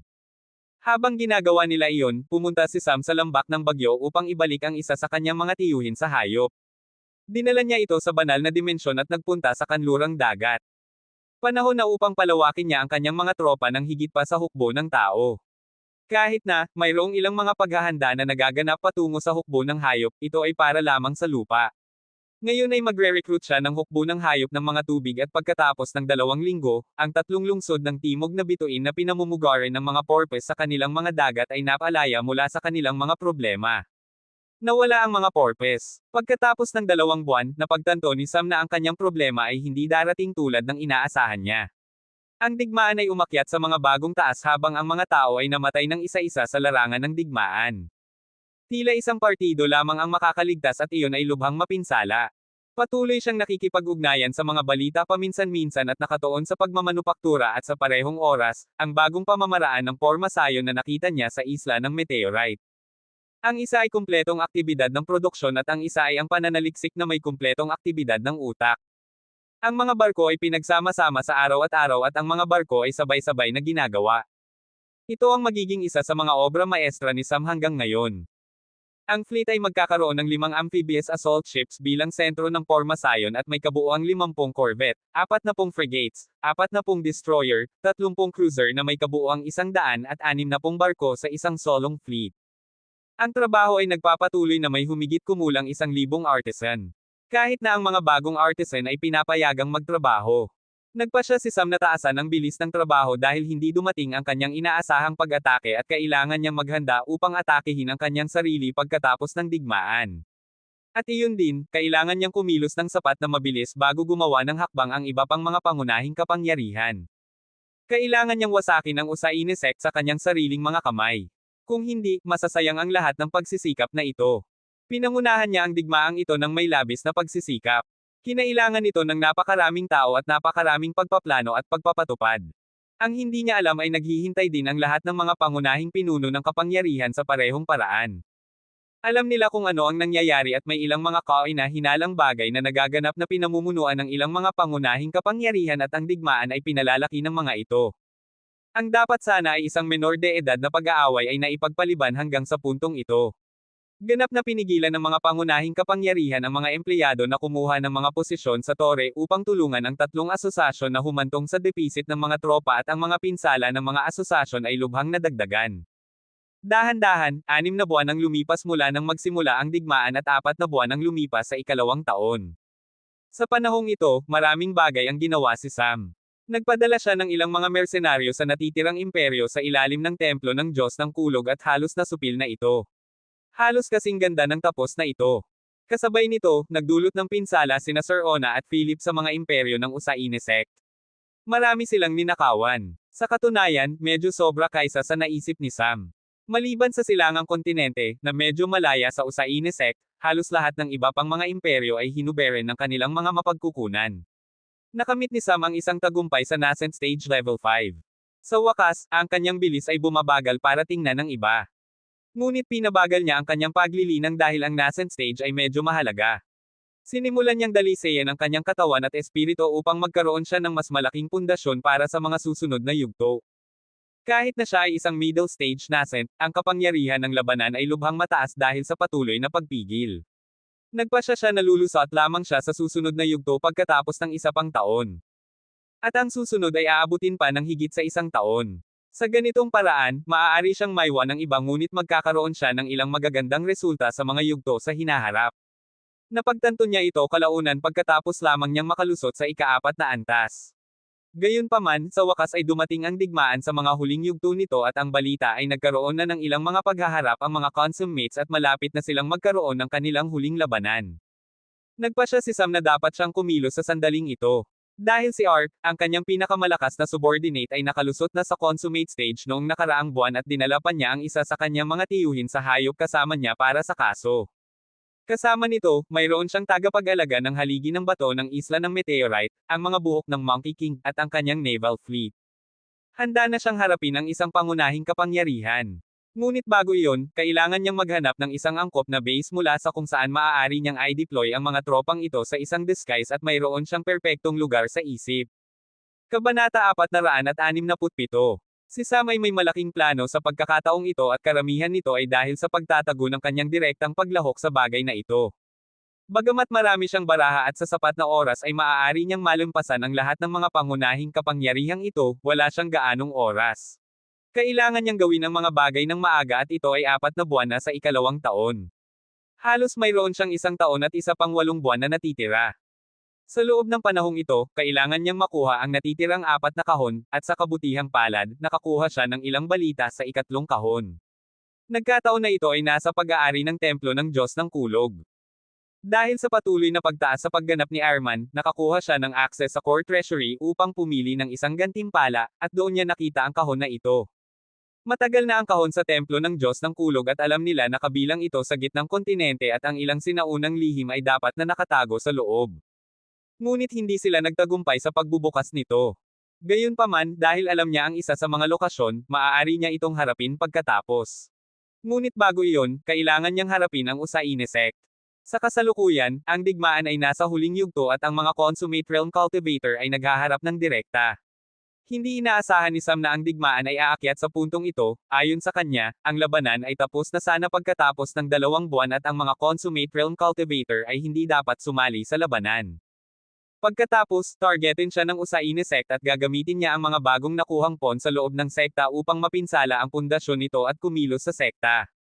Ngunit ngayon na nagbago na ang orihinal na plano, gusto niyang gumawa ng isang direktang hakbang. Sa araw na ito, ang lahat ng mga tropa na kinakailangan para sa naval fleet at ang mga hukbo ng lupa ay nagtipon sa pampang ng silangang dagat ng kanlurang kontinente. Si Art na nakalusot sa consummate realm ay nakasuot ng maskara. Nakasuot din ng parehong uri ng maskara si Adrian. Hinayaan ni Sam ang lahat ng mga naval sundalo at mga commander ng fleet na pumasok sa mga barko at kunin ang kani-kanilang mga posisyon. Kasama doon ang mga hayop na bahagi rin ng fleet. Inukupahan ni Sky kasama ang maraming iba pang mga hayop na lumilipad na uri ng hangin ang deck ng isa sa mga amphibious assault ships. Ang isa pang deck ay inukupahan ni Yanwo at iba pang mga hayop na lumilipad na uri ng apoy. Para sa natitirang 3 deck, mayroong 3 bagong hayop sa nascent stage na sumasakop sa pangungunang posisyon at lahat ay may karagdagang elemento maliban sa elemento ng hangin at ang kanilang mga hayop ay lahat ng kanilang parehong lahi. Ito ang mga hayop na sinupil ni Yanwo at Sky at halos sinupil nila ang mga tribo ng hayop sa buong kanlurang kontinente. Sa ilalim ng mga amphibious assault ship, kung saan maaaring i-dock ang mga submarino sa modernong digmaan, mayroong mga purpose ng pre-transcendent at nascent stage para sa anumang mga hayop sa ibaba niyan, hindi sila kasama. Hindi masyadong maganda na hayaan silang mamatay. Lumutang si Sam sa hangin habang pinapanood niya silang sumakay sa fleet at nang ang lahat ay nasa kanilang mga posisyon, sinabi ni Sam. Huwag kayong lumabas, kahit anong mangyari. Panatilihin ninyo ang inyong espiritual na enerhiya sa inyong sarili at huwag subukang aiskan ang anumang bagay hanggang sasabihin ko sa inyo. Kailangan ninyong manatili na parang nasa meditative state kayo at walang dapat bumagabag sa inyo. Kahit sino ang hayaang gumala ang kanilang espiritual na pandama, malalaman ko at patay na kayo sa oras na iyon. Kaya, mangyaring maging maingat sa kung ano ang gagawin ninyo. Ngayon, huwag kayong lumaban at hayaan ninyong yakapin kayo ng aking espiritual na pandama. Sa pamamagitan nito, ipinikit ni Sam ang kanyang mga mata at iniunat ang kanyang kamay, at ipinakalat ang kanyang espiritual na pandama sa buong fleet. Inscan niya ang mga hayop, sundalo, kapitan, at maging ang mga commander ng barko. Lumitaw ang kanyang mga ugat sa kanyang mukha ay naging pula at nagsimula siyang magpawis at bigla, ang buong fleet ay nawala at muling lumitaw sa banal na dimensyon. Mayroong isang malaking lawa sa loob ng dimensyon na wala dati. Ito ay isang bagay na ginawa ni Sam para lamang sa pagdadala ng fleet. Walang paraan na dadalhin niya ang fleet sa pamamagitan ng dagat kahit na mayroong isang ruta. Anumang aksidente ay maaaring mangyari sa dagat. Gaano man siya kalakas hindi bababa sa loob ng consummate realm, ang dagat ay isang bagay na hindi maaaring masakop ng madali. Palagi itong nananalo kahit sino ang kalaban.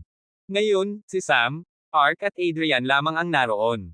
Bumalik sila sa kanyang lungsod kung saan may naghihintay na ibang mga tao sa kanila. Sila ay 15 tao. Sila ang mga pre-transcendent stage cultivator at isang transcendent cultivator. Ito ang kanyang pangunahing mga puwersa ngayon. Mahigit sa kalahati sa kanila ay kamakailan lamang nakalusot. Ngunit sapat na iyon para sa kanila. Ang kanilang kasalukuyang operasyon ay magiging isang bagay na tuso. Pumunta sila sa Space Gate at dumating sa Arsan. Naghihintay kay Sam si Arkev sa Arsan. Siya ang nagbigay sa kanila ng karamihan sa impormasyon mula sa panig ng Usaine sect. Gusto lamang ni Sam na huwag siyang makialam sa digmaan, ngunit ang taong ito ay kumikampi sa kanila ng labis at malalaman niya kung bakit niya ginagawa ito. Malapit na silang gumawa ng deal. Kaya, anong gusto mo? Ang iyong pagkakakilanlan. Tanong ni Arkev na may pagkalito. Hindi pa rin niya alam kung sino si Sam. Nakasuot pa rin ng disguise si Sam. Sapat na ba ito? Mas maganda, hindi ba? Maaari tayong maging magkaibigan. Makikita natin iyon. Malalaman mo kung sino ako pagkatapos nating pumasok sa susunod na kaharian, hanggang doon sabihin mo sa akin kung ano ang gusto mo. Huwag mong sabihin sa akin na ginawa mo ang lahat ng hiniling ko sa iyo para lamang sa aking pagkakaibigan. Ang Core Library. Gusto ko ng isang bagay sa Core Library ng Usaine Sect. Ang rift sa pagitan ko at ng sekta ay nangyari doon. Mayroong ilang uri ng lihim na sining ng Usaine Sect sa gitna ng Core Library at nakalock ito. Sa nakalipas na 3 siglo, ako lamang ang nag-unlock nito, ngunit tinanggihan akong makapasok dito. Lahat ng iyon dahil hindi ako nagmula sa direktang angkan. Mula noon, sinusubukan ng Usaine Sect na ibigay ang sining sa mga tao ng direktang angkan at sinimulan pa nilang magbuntis ang kanilang mga asawa ng madali upang manganak sa isang posibleng prodigy. Gusto ko ang sining na iyon. At ang lahat ay sa iyo. Nagulat si Sam, nangyari ang gayong bagay. Hindi man lang nila alam kung ano ang kinabukasan ng taong ito. Inihiwalay lamang nila ang isang tao na maaaring baguhin ang kanilang mga buhay na bomb at ngayon ang taong iyon ay handa pang makipagdeal sa isang taong hindi niya alam upang makaganti sa kanila. Kawawang Usaine Sect. Deal. Sumangayon si Sam nang walang pag-aalinlangan. Hindi niya kailangan ng anumang bagay mula sa Usaine Sect para sa kung ano ang gusto ng kanyang mga kaibigan. Tinanong niya si Philip at ang tanging sagot na natanggap niya ay gusto niya ang pagkawasak ng Usaine Sect. Hindi niya kailangan ng anumang mga kayamanan o anumang bagay na katulad nito. Nakipagkamay si Arkev at umalis sa lugar. Si Sam at ang iba pang mga taong sumama sa akin ay nagpunta upang gawin ang kanilang trabaho. Mabilis silang gumagalaw patungo sa isang lungsod ng dagat ng imperyo ng Arsan. Ang lungsod na ito ay pinakamalapit sa isang menor de edad na kapangyarihan at ang menor de edad na kapangyarihang ito ay walang anumang kapansin-pansing puntos. Sa lahat ng mga menor de edad na kapangyarihan, ito ang may pinakamababang profile. Hindi sila nakikilahok sa mga pagtatalo sa mapagkukunan at kadalasang itinatago ang kanilang sarili. Ngunit hindi sila mahina. Mayroon silang malaking kapangyarihan kahit sa loob ng mga menor de edad na kapangyarihan. Kaya, nagpasya si Sam na targetin ang lugar na ito at gawing base of operations ang lugar na ito. Nang gabing iyon, lumipad sila sa dagat at dumating sa malaking isla ng menor de edad na kapangyarihan. Ang menor de edad na kapangyarihan ay may ilang mga nayon at bayan sa isla. Ito ay tulad ng isang maliit na kaharian at self-sustainable. Ito ay ang laki ng isang estado ng isang third world country. Si Sam at ang kanyang grupo ay naglakbay ng palihim hanggat maaari. Ang kanilang layunin ay hindi ang umatake. Ngunit ang supulan ng may kaunting pagsisikap at mayroon silang ilang mga bagong imbensyon mula sa mga bagong manggagamot na ni-recruit niya. Mula sa alam niya, mayroong 10 Transcendent Stage Cultivator para sa kapangyarihang ito at higit sa 30 Pre-Transcendent Stage Cultivator na karamihan sa kanila ay nasa maagang yugto. Pagkatapos ng isang araw ng paglalakbay sa kanilang buong bilis, narating nila ang punong tanggapan ng menor de edad na kapangyarihan. Nagtago sila sa nakapalibot na kakahuyan ng lugar. Gumawa ng hakbang si Ark. Kukunin niya ang pinuno ng menor de edad na kapangyarihan na dapat ay isang late-stage Transcendent Stage Cultivator. Kung mahuli ang pinuno, ang lahat ng iba pa ay maaaring mapamahalaan. At sa loob ng kalahating oras, bumalik si Ark na may isang walang malay na lalaki. Hindi matutukoy ng buong lungsod ang isang consummate realm cultivator kung nagpasya siyang magtago. At nang gabing iyon, hindi mahanap ng natitirang mga opisyal kung saan nagpunta ang kanilang pinuno, habang nakikipag-chat siya ng isang bagay kay Sam habang ang kanyang paglilinang ay selyado. Unang kinausap siya ni Sam ng normal at nag-alok ng pagkakataong makalusot sa consummate realm, ngunit ang ibang tao ay hindi nakikinig at ang sitwasyon ay naging sapilitan. Kailangang ipakita ni Ark na kamakailan lamang siya nakalusot at ang kredito kay Sam. Nang nagiging bigo na si Sam at gustong pilit na magpakain ng isang servitude pill, tinanong ng pinuno kung ano ang gusto niya. Kung magagamot mo ang aking anak, kung gayon susundan kita, at maging ang aking buong pamilya at ang mga subordinate ay susunod sa iyo. Nagulat si Sam nang marinig ito. Deal. Huwag kang bumawi sa iyong mga salita kung gayon. Kabanata 468. Nang gabing iyon, pumunta si Sam at si Ark upang tingnan ang anak ng pinuno ng menor de edad na kapangyarihan. Ang menor de edad na kapangyarihang ito ay tinatawag na Yellow Sand Island. At ang pinuno ng kapangyarihan ay pinamagatang island leader. Ang kanyang pangalan ay Martin. Dahil nakipagkasundo si Sam kay Martin na susundan niya si Sam hanggat pagagalingan niya ang kanyang anak, pinili niya ang opsyon na ito maliban sa pagpilit sa kanila. Pagkatapos ng lahat, mas maraming tapat na tagasunod, mas mabuti, at mas hindi sapilitang katapatan, mas mabuti. Pumunta siya upang makita ang kanyang anak at ang problema ng binata na ito ay siya ay 20 taong gulang ngunit hindi makapaglinang. Halos kasing edad siya ni Sam, mas bata lamang ng kaunti. Natigilan si Sam nang marinig niya na hindi siya makapaglinang. Dahil nararamdaman nila na ang kanyang core ay isang Earth Elemental Core at nagkataon na siya ay isang Warrior Mage. Ang Yellow Sand Island ay isa ring pangunahing kapangyarihan na dalubhasa sa mga elemento ng lupa at sinubukan nila ang bawat posibleng paraan ng paglilinang na mayroon sila. Ngunit walang mga resulta. Ito ay ikinagulo ni Sam at inilagay niya ang kanyang kamay sa ulo ng taong iyon at hinayaang dumaloy ang kanyang espiritual na enerhiya habang ginagamit niya ang kakayahan sa pagmamasid. Siya, na pinangalan ng Martin Jr., ay mukhang napaka-walang buhay dahil hindi man lang siya nagpakita ng anumang uri ng reaksyon sa kung ano ang ginagawa ni Sam. Kahit na nang ipakilala siya, nagsalita siya ng napakasimple na halos parang pasanpan niyang huminga ng mas mabuti kaysa magsalita. Habang ginagamit ni Sam ang kanyang kakayahan sa pagmamasid, ang bawat lihim ni Martin Jr. ay nahayag sa kanya. Walang anumang bagay tungkol sa katawan ng taong ito na hindi niya nakikita. Ang unang bagay na ginawa ni Sam ay obserbahan ang espiritual na core. Ang mga pangunahing problema na may kaugnayan sa paglilinang ay pangunahing nauugnay sa espiritual na core, mula sa nakikita niya ang espiritual na core ay talagang normal sa mga operasyon nito. Sinusubukan pa rin itong sumipsip ng espiritual na enerhiya tulad ng normal. Walang mali dito, ngunit ang elemental na enerhiya ng espiritual na core na ito ay nagbigay kay Sam ng ilang pagdududa. Dahil, sa isang sulyap kapag gumamit ang isang tao ng normal na espiritual na pandama, mararamdaman nila na ang espiritual na core na ito ay Earth Elemental Spiritual Core at dahil ito ay siksik at solid na may malinaw na mga indikasyon ng mandirigma, ito ay isang Earth Elemental Warrior. Kahit na si Sam ay dumating sa isip na iyon, ngunit dahil sa kanyang kakayahan sa pagmamasid ng buong gear, naramdaman niya na may isang bagay na iba sa Earth Elemental na enerhiya na ito na ibinubuga ng espiritual na core. Binawasan ni Sam ang saklaw ng kasanayan sa pagmamasid at nakatuon lamang sa espiritual na core sa loob ng ilang sandali. Maaaring makita ang kanyang mga ugat sa kanyang noo habang dinadagdagan niya ang kanyang konsentrasyon upang obserbahan ang espiritual na core sa antas ng atomo. Pagkatapos lamang niya nakita ang istruktura ng espiritual na core. Kahit na ito ay solid at isang warrior mage core, mayroong isang bagay na napansin ni Sam na ganap na naiiba.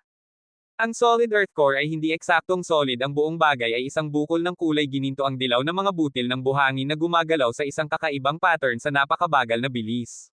Siyempre, hindi talaga sila ilang mga butil ng buhangin, ngunit ang espiritual na enerhiya ay kumuha ng anyo na iyon. Naisip ni Sam na maaaring ito ay isang variant. Naalala niya ang mga pangunahing tampok ng core at nagsimulang suriin ang natitirang bahagi ng kanyang katawan at ang meridian network at pagkatapos ay napansin niya ang isang bagay na naiiba. Ang kanyang katawan at dugo ay mayroong ilang uri ng latent earth elemental na enerhiya na nararamdaman din na tulad ng enerhiya sa espiritual na core. Tila ang taong ito ay may isang variant spiritual core at isang espesyal na pisikal na konstitusyon. Ito ang iniisip at ipinikit ni Sam ang kanyang mga mata at dumaan sa impormasyon sa kanyang isipan. Muling binabalikan niya ang memorya ng mga unang aklat na binasa niya sa buhay na ito. Ang aklat na ibinigay sa kanya ni Ling Tian, isang aklat tungkol sa mga espiritual na core at ang mga pisikal na konstitusyon. Ito ay isang bagay na hindi niya inaasahan. Matapos hanapin ang buong impormasyon sa loob ng isang oras, sa wakas ay nakakuha ng pag-unawa si Sam at nang dinilat niya ang kanyang mga mata, puno sila ng pagkamangha at pagkabigla. Hindi niya inaasahan na magkakaroon ng isang espesyal na uri ng katawan sa planetang ito. Tiningnan niya ang pinuno at ang ilan sa mga miyembro ng pamilya na nasa likod niya at sinabi, "Maaari mong gustong paalisin sila dito bago ko ihayag ang impormasyon." Sulyap ni Martin sa kanila at umalis sila. Nalaman ni Sam na ang buong puwersa ay talagang isang solong pamilya, mas katulad ng isang marangal na pamilya at mayroon silang ilang mga nayon at bayan sa isla na pinamumunuan nila. Ginawa nitong mas madali ang mga bagay para kay Sam. Pagkatapos ng lahat, isang pamilya lamang ang may isang pinuno ng pamilya at hindi niya kailangang subukang kumbansihin silang lahat na maging kanyang mga subordinate. Pagkaalis nila, sinabi ni Sam, "Ang iyong anak ay walang anumang problema, ang totoo, ang kanyang katawan ay hindi nasira sa halip ito ay isang espesyal na katawan. Sa katunayan, maaari siyang ituring na isang matinding talento. Ang kanyang katawan ay may isang espesyal na konstitusyon na tinatawag na, ang Golden Sun Constitution. Ginagawa nitong magkaroon ng espesyal na katangian ang kanyang katawan at espiritual na core. Talagang isa siyang Earth Elemental Warrior Mage at maaari pa niyang makamit ang isang buong Elemental Fusion. Ngunit hindi ito isang purong elemento ng lupa. Maaari lamang niyang maramdaman ang Earth Elemental na mga sangkap kung ang mga ito ay buhangin, hindi bababa sa kanyang mga unang yugto ng paglilinang.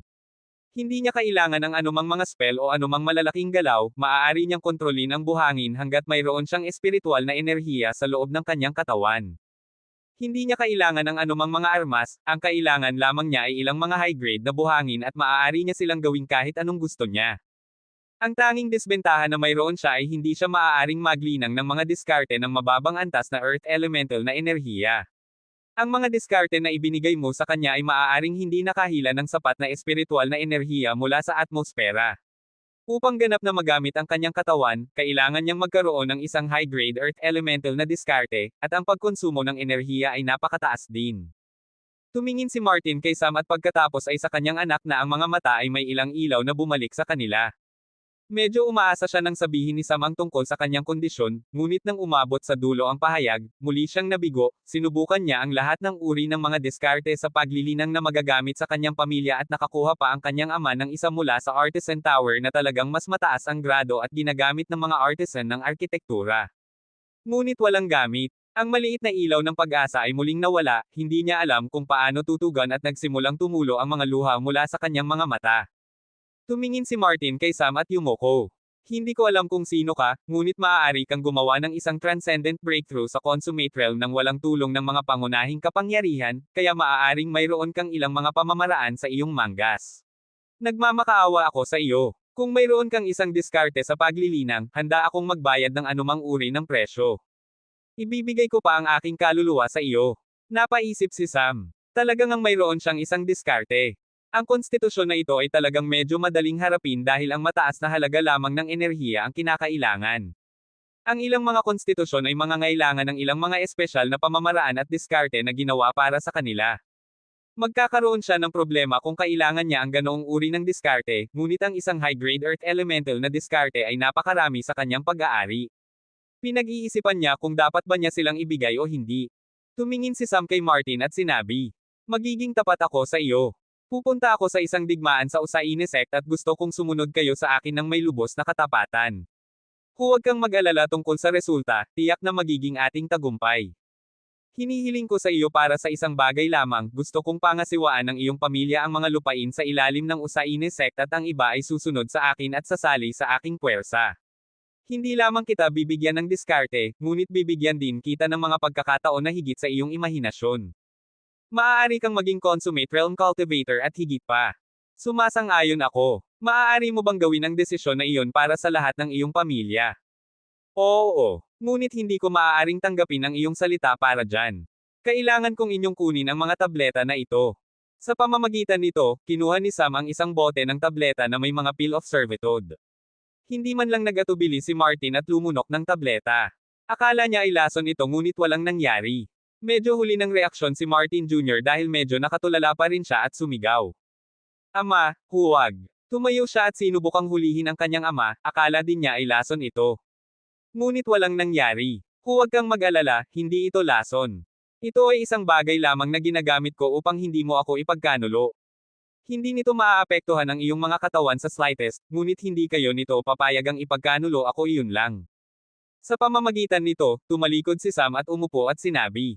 Umalis kayo ng ilang sandali, bumalik kayo sa loob ng kalahating oras. Ginawa nila ang sinabi sa kanila at sa loob ng kalahating oras, natapos ni Sam ang pagkopya ng isang diskarte. Tiyak na madaling gamitin ang mga diskarte sa paglilinang na ito. Ang lahat ng mga diskarte sa banal na dimensyon na pinagsama ay hindi maihambing sa diskarte ng Myriad Beast Bloodline na nililinang ni Sam, kaya palagi niyang iniisip kung bakit ibibigay sa kanya ni Ling Tian ang lahat ng ito, ngunit sa bawat oras na ginagamit niya ang mga ito tulad nito, naramdaman niya na iyon ang tanging layunin. Gayunpaman, ang diskarte na ito ay nagbigay sa kanya ng isang bagong puwersa. Kabanata 469. Nanatili si Sam sa Yellow Sand Island sa loob ng susunod na 2 araw, naghihintay ng balitang gusto niya. Gusto niyang makita kung babalik ang mga miyembro ng Usaine sect o may mangyayaring iba pang kapalpakan. Sa loob ng susunod na 2 araw, naglakad-lakad siya sa Yellow Sand Island at nakipagkita sa maraming tao. Hindi niya inaasahan na magagawa niyang i-recruit sila. Ang plano niya ay i-recruit lamang sila para sa isang laban na ito kahit na ito ay sapilitin at bayaran sila ng isang pagkakataong makalusot sa consummate realm at iwanan silang mag-isa. Ang mga minor de edad na kapangyarihan at siya, ay hindi nag-cross ang mga landas at mayroong kaunting pagkakataon na gagawin nila ito sa hinaharap. Iyon ang dahilan kung bakit hindi niya sila pinansin dati. Ngunit ngayon na naisip niya ito, mayroon silang malaking bilang ng mga nascent stage cultivator at lakas tao. Gayunpaman, nakuha na niya sila ngayon at hindi siya nagastos ng malaki. Naghahanda na sila at pinapagana ang kanilang naval fleet na mag-deploy anumang oras. Ngayon, kailangan nilang maghintay sa pagbabalik ng Usaine sect. Samantala, sa gitnang kontinente, isang rehiyon ng kagubatan ang nawala ng ganap at walang isang solong talahib sa malawak na lugar na iyon. 6 na tao ang naglalaban tulad ng baliw at ang mga shockwave ay sumisira sa paligid, ang pagkawala ng mga halaman ay dahil din dyan. Ang 3 pinuno ng asosasyon ay nasa isang masikip na kalagayan. Sa una, nagawa nilang lumaban pabalik sa kanila at mayroon pang kalamangan, ngunit sa paglipas ng panahon, napagtanto nila na mayroon silang maliit na pagkakataong lumaban. Ngunit sa sandaling ito ay walang atrasan. Samantala, sa nakapalibot ng mga kagubatan ng rehiyong ito, mayroong ilang mga tao na nakatago sa mga puno habang pinapanood nila ang buong panoorin na nagaganap. Sila ang mga fishing team ng iba pang mga pangunahing kapangyarihan. Kahit na alam din ng 6 na taong naglalabanan at iyon ang dahilan kung bakit naghahanap sila upang pahabain ang laban, gusto lamang nilang antalahin ang hindi maiiwasan. Sa sandaling ito, bigla, nadama ng pinuno ng Inscription Association na nauubusan na ang kanyang espiritual na enerhiya at umabot sa mga huling yugto. Sa pagtingin dito ang matandang lalaki na nakikipaglaban sa kanya, ay hindi nag-aksaya ng anumang oras, direkta niyang iniwagayway ang kanyang espada at akmang tatadteren ang kanyang ulo.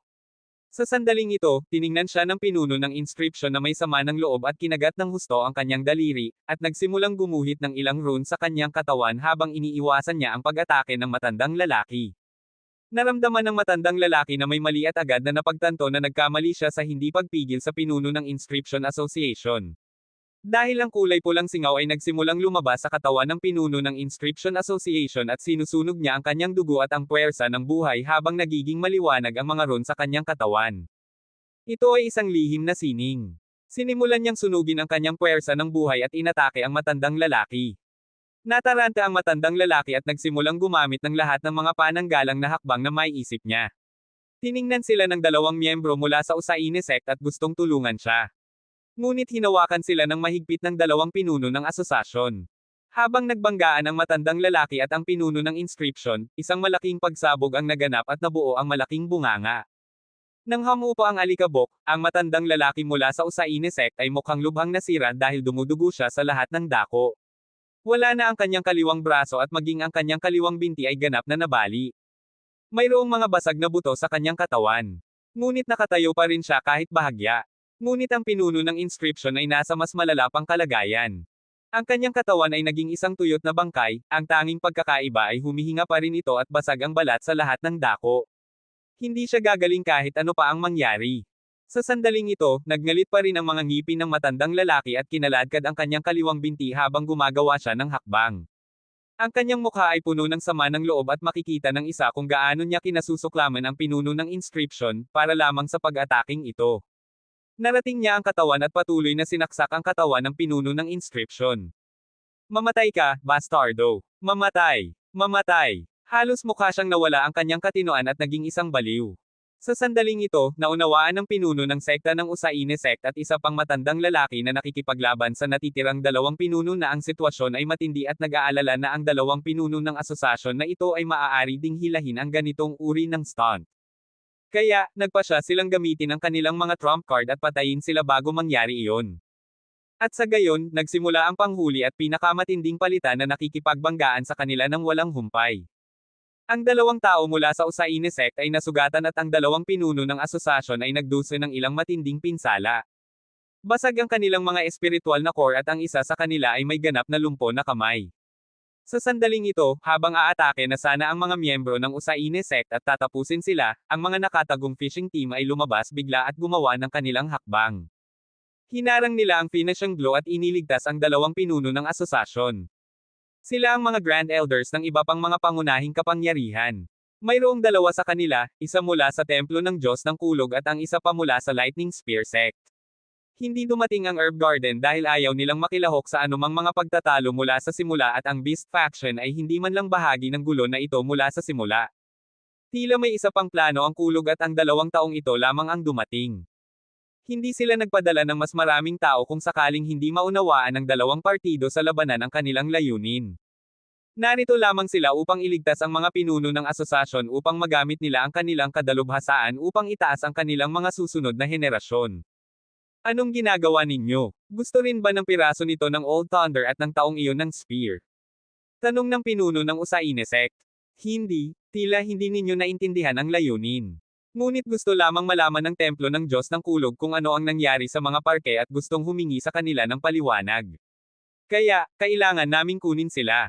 Dahil sila ay nasugatan at ang kanilang rate ng pagbawi ay minimal, hindi mo na kailangang mag-alala tungkol sa paghihiganti. Sinabi rin ng aming pinuno ng templo na papayag silang buwagin ang kasalukuyang mga asosasyon at pangungunahan ng Usaine sect ang pagtatatag ng 3 asosasyon. Ang lahat ng mga teritoryo sa ilalim ng 3 asosasyon na nakuha ninyo ay magiging sa inyo. Sa pamamagitan nito, pilit pa niyang kinuha ang spatial ring ng pinuno ng asosasyon at ibinigay ito sa kanya. Ang aming Lightning Spear sect ay may parehong intensyon. Inulit niya ang parehong aksyon. Tiningnan sila ng pinuno ng Usaine sect na may sama ng loob. Alam niya na hindi ito kasing simple ng paghingi ng paliwanag ng mga parke. Alam niya ng husto kung ano ang kanilang mga intensyon.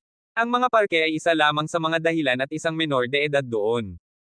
Ngunit hindi siya maaaring makipaglaban sa kanila. Sugatan siya at wala sa kanyang kalagayan sa prime at para sa mga pinuno ng asosasyon, hindi sila mababawi para sa kanilang buhay. Maaari lamang siyang magngalit ng mga ngipin at sumang-ayon dito. Marami siyang dapat gawin at harapin ang resulta ng digmaan, kaya maaari lamang siyang sumuko at umalis. Gayunpaman, naitatag na ang kanyang pangunahing layunin, ngunit kailangan niyang mabilis na ikalat ang kanyang impluensya sa lahat ng dako, kung hindi, ang 2 kapangyarihang ito ay muling makikipagbanggaan sa kanya. Sa mga kaisipang ito, bumalik siya sa sekta. Ang natitirang mga miyembro ng koponan na dinala ng 2 Grand Elder ay nagpatuloy upang tingnan kung mayroon pang mga taong buhay sa digmaan. Sinuri lamang nila ang mga tao mula sa mga asosasyon. Gusto nilang makita kung maaari silang makakuha ng alinman sa mga talento. Hindi lamang iyon, ang mga bagay na ito ay nangyayari sa maraming larangan ng digmaan at ang Thunderbolt sect na hindi nagpadala ng sinuman upang makuha ang isang pinuno ng asosasyon ay talagang nagpadala ng mga tao sa mga ari-arian ng mga asosasyon na hindi nakuha ng Usaine sect. Kahit na ang iba pang mga pangunahing kapangyarihan ay ginawa ang parehong bagay. Maliban sa Beast Faction at sa Herb Garden. Nakuha ni Sam ang balitang hinihintay niya, natapos ang digmaan at sa pagkakataong ito, nakuha niya ang balita ng direkta mula sa pinuno ng isla ng Yellow Sand Island. Ito ang tamang oras. Kinabukasan, nakita ng mga tropa ng Yellow Sand Island ang isang malaking naval fleet na lumitaw sa kanilang pampang. Nang tumingin sila sa mga uri ng barko at ang bilang ng mga ito na ganap na puno ng mga hayop at kanya ng iba't ibang laki at estilo, sila ay ganap na natigilan. Kahit na ang may-ari ng isla, ay nakaramdam ng matinding pananakot nang makita niya ang fleet. Kahit na ang bawat barko ay isang hiwalay na entidad, naramdaman nila na sila ay isang solong entidad sa parehong oras.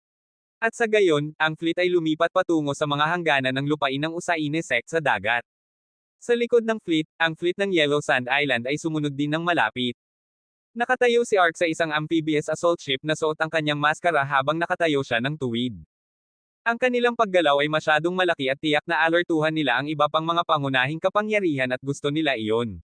Suot din ni Sam ang kanyang disguise, ang isa na ginamit niya upang pumasok sa palasyo ng mana at hawak niya ang tungkod sa kanyang mga kamay. Ngayon, sa wakas ay dumating na ang oras upang ibagsak ang isang pangunahing kapangyarihan at markahan ang kanyang sariling pangalan sa mundong ito. Kabanata 470. Ang balita na isang malaking fleet ang gumagalaw patungo sa arkipelago ng Usaine sect ay kumalat sa lahat ng dako dahil sila ay ilang oras na lamang ang layo mula sa kanilang destinasyon. Tiniyak ni Sam na ang lahat ay napupunta ayon sa plano. Narinig din ito ng pinuno ng Usaine sect at ng mga Grand Elder na bumalik at sumimangot. Sa una, akala nila ay inaatake sila ng isa pang pangunahing kapangyarihan ngunit tiniyak ng natitirang mga pangunahing kapangyarihan na nakakuha rin ng balita na wala silang anumang paglahok dito sa pamamagitan ng pagpapadala ng kanilang mga sugo. Ito ay nagpagulo sa kanila at pagkatapos ng ilang pagsisiyasat mula sa mga scout, nakilala nila ang mga ito na mga tao mula sa Yellow Sand Island. Hindi maintindihan ng mga tao ng Usaine sect kung bakit susubukan ng isang menor de edad na kapangyarihan na atakihin sila. Kaya, nagpadala ang pinuno ng sekta ng isang nascent stage na sugo upang makipag-usap sa kanila. Bakit kayo gumagalaw patungo sa Usaine sect? Nakatayo ang sugo sa kanyang lumilipad na hayop habang nagtatanong siya ng may kapalaluan. Tumangala si Sam at sinabi sa kanya ng malamig. Naglulunsad kami ng digmaan sa Usaine sect. Isang menor de edad na kapangyarihan. Naglulunsad ng digmaan. Nagbibiro ka ba? Makikita mo kung nagbibiro kami o hindi. Sa loob ng 2 araw, hilingin sa iyong sekta na ihanda ang kanilang mga tropa. Sisimulan namin ang aming pag-atake handa man kayo o hindi. Sa pamamagitan nito, hindi na nila inabala ang sugo na bumalik. Ang unang destinasyon na nilalapitan ni Sam at ng kanyang mga tropa ay isang isla na may mga Space Gate. Ang Space Gate Island na ito ay hindi ang isa na kumukonekta sa mga imperyo, sa halip ito ay para sa pagdadala ng mga mapagkukunan ng nakapalibot na mga isla sa pangunahing sekta. Ito ay isang mahalagang punto ng transportasyon. Ito ang unang lugar na napagdesisyonan nilang kunin at tulad ng sinabi nila, nanatili sila sa Pampang sa loob ng susunod na 2 araw habang dahan-daang naghahanda ang fleet ng Usaine sect sa harap. Para sa pinuno ng sekta at ang mga Grand Elder, walang paraan na pupunta sila ng basta-basta. Sa halip, nagpadala sila ng isang grupo ng mga Transcendent Stage Cultivator kasama sila. Sariwa pa rin ang mga miyembro ng Usaine sect sa kanilang mga sugat, ang mga nasawi ay hindi eksaktong maliit at kahit na ito ay isang menor de edad na kapangyarihan, walang nagsasabi kung ano ang mangyayari. At pagkatapos ng 2 araw, sumulong ang fleet ng Usaine sect. Ang fleet ay talagang mas malaki at mayroong higit sa 500 barko. Gusto nilang palibutan ang fleet ni Sam ngunit habang sumusulong sila, ibinigay ni Sam ang kanyang utos at agad na nagpaputok ang mga kanyan. Nagsimulang tumalon ang mga Flatfish Puppet Troop sa mga tubig habang gumalaw sila sa surfing mode at nagsimulang atakihin ang mga barko. Gusto nilang makita kung maaari nilang sakupin ang mga barko. Ang fleet ng Usaine sect ay talagang medyo maganda kumpara sa mga barko ng Adrian Empire. Gawa sila sa mga metal at medyo matibay. Naunawaan ni Sam na mas mabuting subukang kunin sila. Ang kailangan lang niyang gawin ay kunin sila. Ang kailangan lang niyang gawin ay ayusin ang mga ito at baguhin ang mga ito ng kaunti upang idagdag sa kanyang fleet hindi bababasa, maaari silang maging pangalawang barko na gumaganap bilang backup. Iyon ang dahilan kung bakit nag-alok siya ng gantimpala at malinaw na nasa sabik ang mga sundalo. Kahit na ang pagbaril ng mga kanyon ay nagtatarget ng maingat upang hindi masira ang hub at tulad nito. Biglang nagkaroon ng wake-up call ang mga tropa ng Usaine sect. Hindi ito ang inaasahan nila. Hindi nila inaasahan na mayroon silang ganoong malakas na ranged attack at hindi pa nila nakikita ang ganitong uri ng mga kanyon dati. Sa sandaling ito, ang mga lumilipad na tropa ng lugar ng Usaine sect ay nagpakilos din, ngunit ginawa din ni Sam ang parehong bagay. Sa katunayan, pinahintulutan pa niya ang mga tropa ng Porpoise na simulan ang pag-atake at ang mga barko ng Usaine sect ay nagkaroon ng pinakamahirap na oras ng kanilang buhay. Biglang naging walang laman ang mga amphibious craft sa itaas ng deck at sa ilalim ng deck. Ganap na nagulat ang mga lumilipad na tropa ng Usaine sect dahil, hindi nagpadala ng masyadong maraming sundalo si Sam sa mga lumilipad na tropa, sa halip sila ay karamihan sa mga lumilipad na hayop lamang. Tila masyado silang mabangis at masyadong marami sa kanila na parang wala silang kontrol, ngunit lahat sila ay nagtatrabaho. Nagpatuloy ang labanan sa loob ng kalahating oras. Ang mga hayop na sugatan ay bumaba at lumapag sa amphibious assault ship na nagbibigay ng air defense. Doon ay lumabas ang mga manggagamot mula sa silid at nagsimulang pagalingin sila. Maging ang mga tropang nasugatan ay direktang ipinadadala sa amphibious ship para sa pagpapagaling at maging ang mga porpoise ay pumapasok sa ilalim ng amphibious ship at ginagawa ng mga manggagamot ang kanilang trabaho. Tiningnan ng mga Transcendent Stage Cultivator ang labanan at agad na natigilan. Hindi nila inaasahan na ang labanan ay magiging ganito ang panig. Nagpasya silang kumilos, habang ang isa sa kanila ay pumasok sa isang space gate upang ipaalam sa iba ang tungkol sa sitwasyon. Sa pagkakataong ito, ang tunay na problema ay itataas. Ang mga Transcendent Stage Cultivator ay masyadong marami at walang sinuman dito upang ipatupad ang anumang mga patakaran ng larangan ng digmaan. Kaya, nagpasya silang atakihin ang bawat barko ng mag-isa. Direktang hinarap sila ng mga Transcendent Stage Cultivator mula sa Yellow Sand Island, ngunit napakarami pa rin nila. Dahil ang pre-transcendent stage at sa ibaba ay pinangingibabawan ng panig ni Sam, nagpasya silang atakihin na lang ang lahat at tapusin ito, ngunit natanggap nila ang pinakamalaking pagkabigla sa mundo.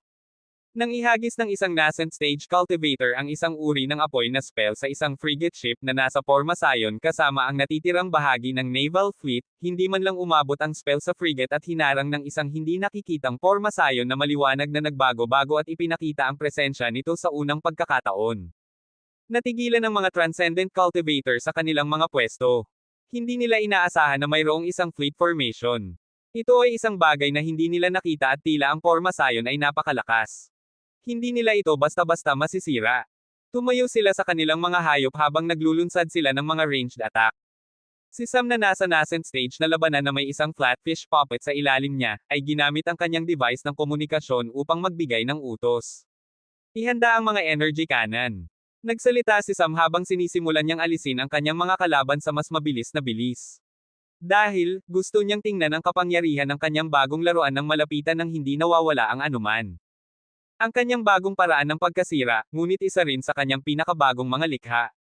Ito ay isang bagay na ginawa ni Sam na may inspirasyon at gumaganang prinsipyo na decoded niya mula sa estilo ng pakikipaglaban ni Vickers.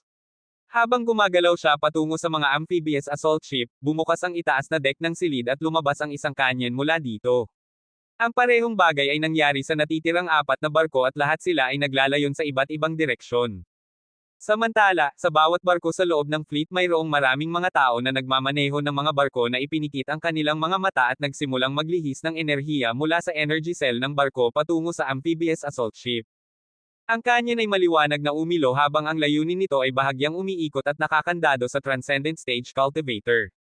Ang kulay asul na puro water elemental energy ay umilo at binaril patungo sa cultivator na parang laser. Ngunit ito ang elemental energy beam. Sinubukan ni Sam na masira ang diskarte na ito at nakuha niya ito mula sa isang sandali ng inspirasyon noong sinasaliksik niya ang layered at iba't ibang Pormasayon mula sa Meteorite Sand Island. Ang kanyang pangunahing problema noong unang sinasaliksik niya ang energy cannon ay hindi siya makahanap ng paraan upang barilin ang natipong enerhiya. Kahit na sinubukan niyang mag-eksperimento sa ilang espesyal na inskripsyon na pangunahing nakatuon sa malakihang pagbabago ng enerhiya, walang mga resulta. Ngunit ang inscription array na responsable para sa pagkonekta ng mga Pormasayon at paglikha ng isang iba't ibang Pormasayon na may isang pagkakasunod-sunod, naisip niya na ang bahagi ng array ay responsable para sa pagbabago ng estado ng enerhiya at paglilihis ng direksyon nito kapag ang pagkakasunod-sunod ng Pormasayon ay nag-iiba. Kaya, sinubukan niyang gamitin ang parehong prinsipyo upang barilin ang enerhiya sa pamamagitan ng pagpapalit ng naglilihis na bahagi sa labis upang ang paggalaw ay magiging mabilis at malaki. Kahit na, ito ay tinawag na isang energy beam, sa katunayan ito ay isang bukol ng enerhiya na puro sa isang maliit na lokasyon. Isang energy ball. Dahil sa kumikinang nakatangian nito, mukha itong beam. At dahil sa dami ng puro enerhiya na napakalaki at isang napakaliit na lugar, kahit na ang mga transcendent stage cultivator ay hindi makayanan ang pag-atake. Gustong harangin ng cultivator ang pag-atake, ngunit sumabog ang water elemental energy at ginawang hindi matatag ang kanyang katawan sa parehong oras, gumawa ito ng butas sa katawan habang halos umulan sa paligid niya na may hamog at tubig na lumilitaw mula sa manipis na hangin. Ang pag-ataking ito, muli na namang pinahinto ang mga truck ng lahat sa larangan ng digmaan, ngunit hindi pa ito ang katapusan, nagpaputok ang 5 canyon at ang malalaking energy cell na kasing laki ng isang yoga ball sa isang gym ay mabilis na ginagamit, ngunit pinapalitan sila ng mga tao sa lalong madaling panahon na matapos sila. At muli na namang naging panig ang labanan. Samantala, ang balita ay naglakbay patungo sa Usaine sect at labis na nabahala ang pinuno ng sekta at ang mga Grand Elder. Ito ay nakakagulat na bagay na ng Yellow Sand Island na kumatok sa kanilang mga pintuan at nananalo pa rin sila. Ito ay isang bagay na kailangan nilang seryosohin. Kaya, iniwan nila ang sugatang Grand Elder na pumatay sa pinuno ng Inscription Association at nagpa siya na pumunta at tingnan kung ano talaga ang nangyayari.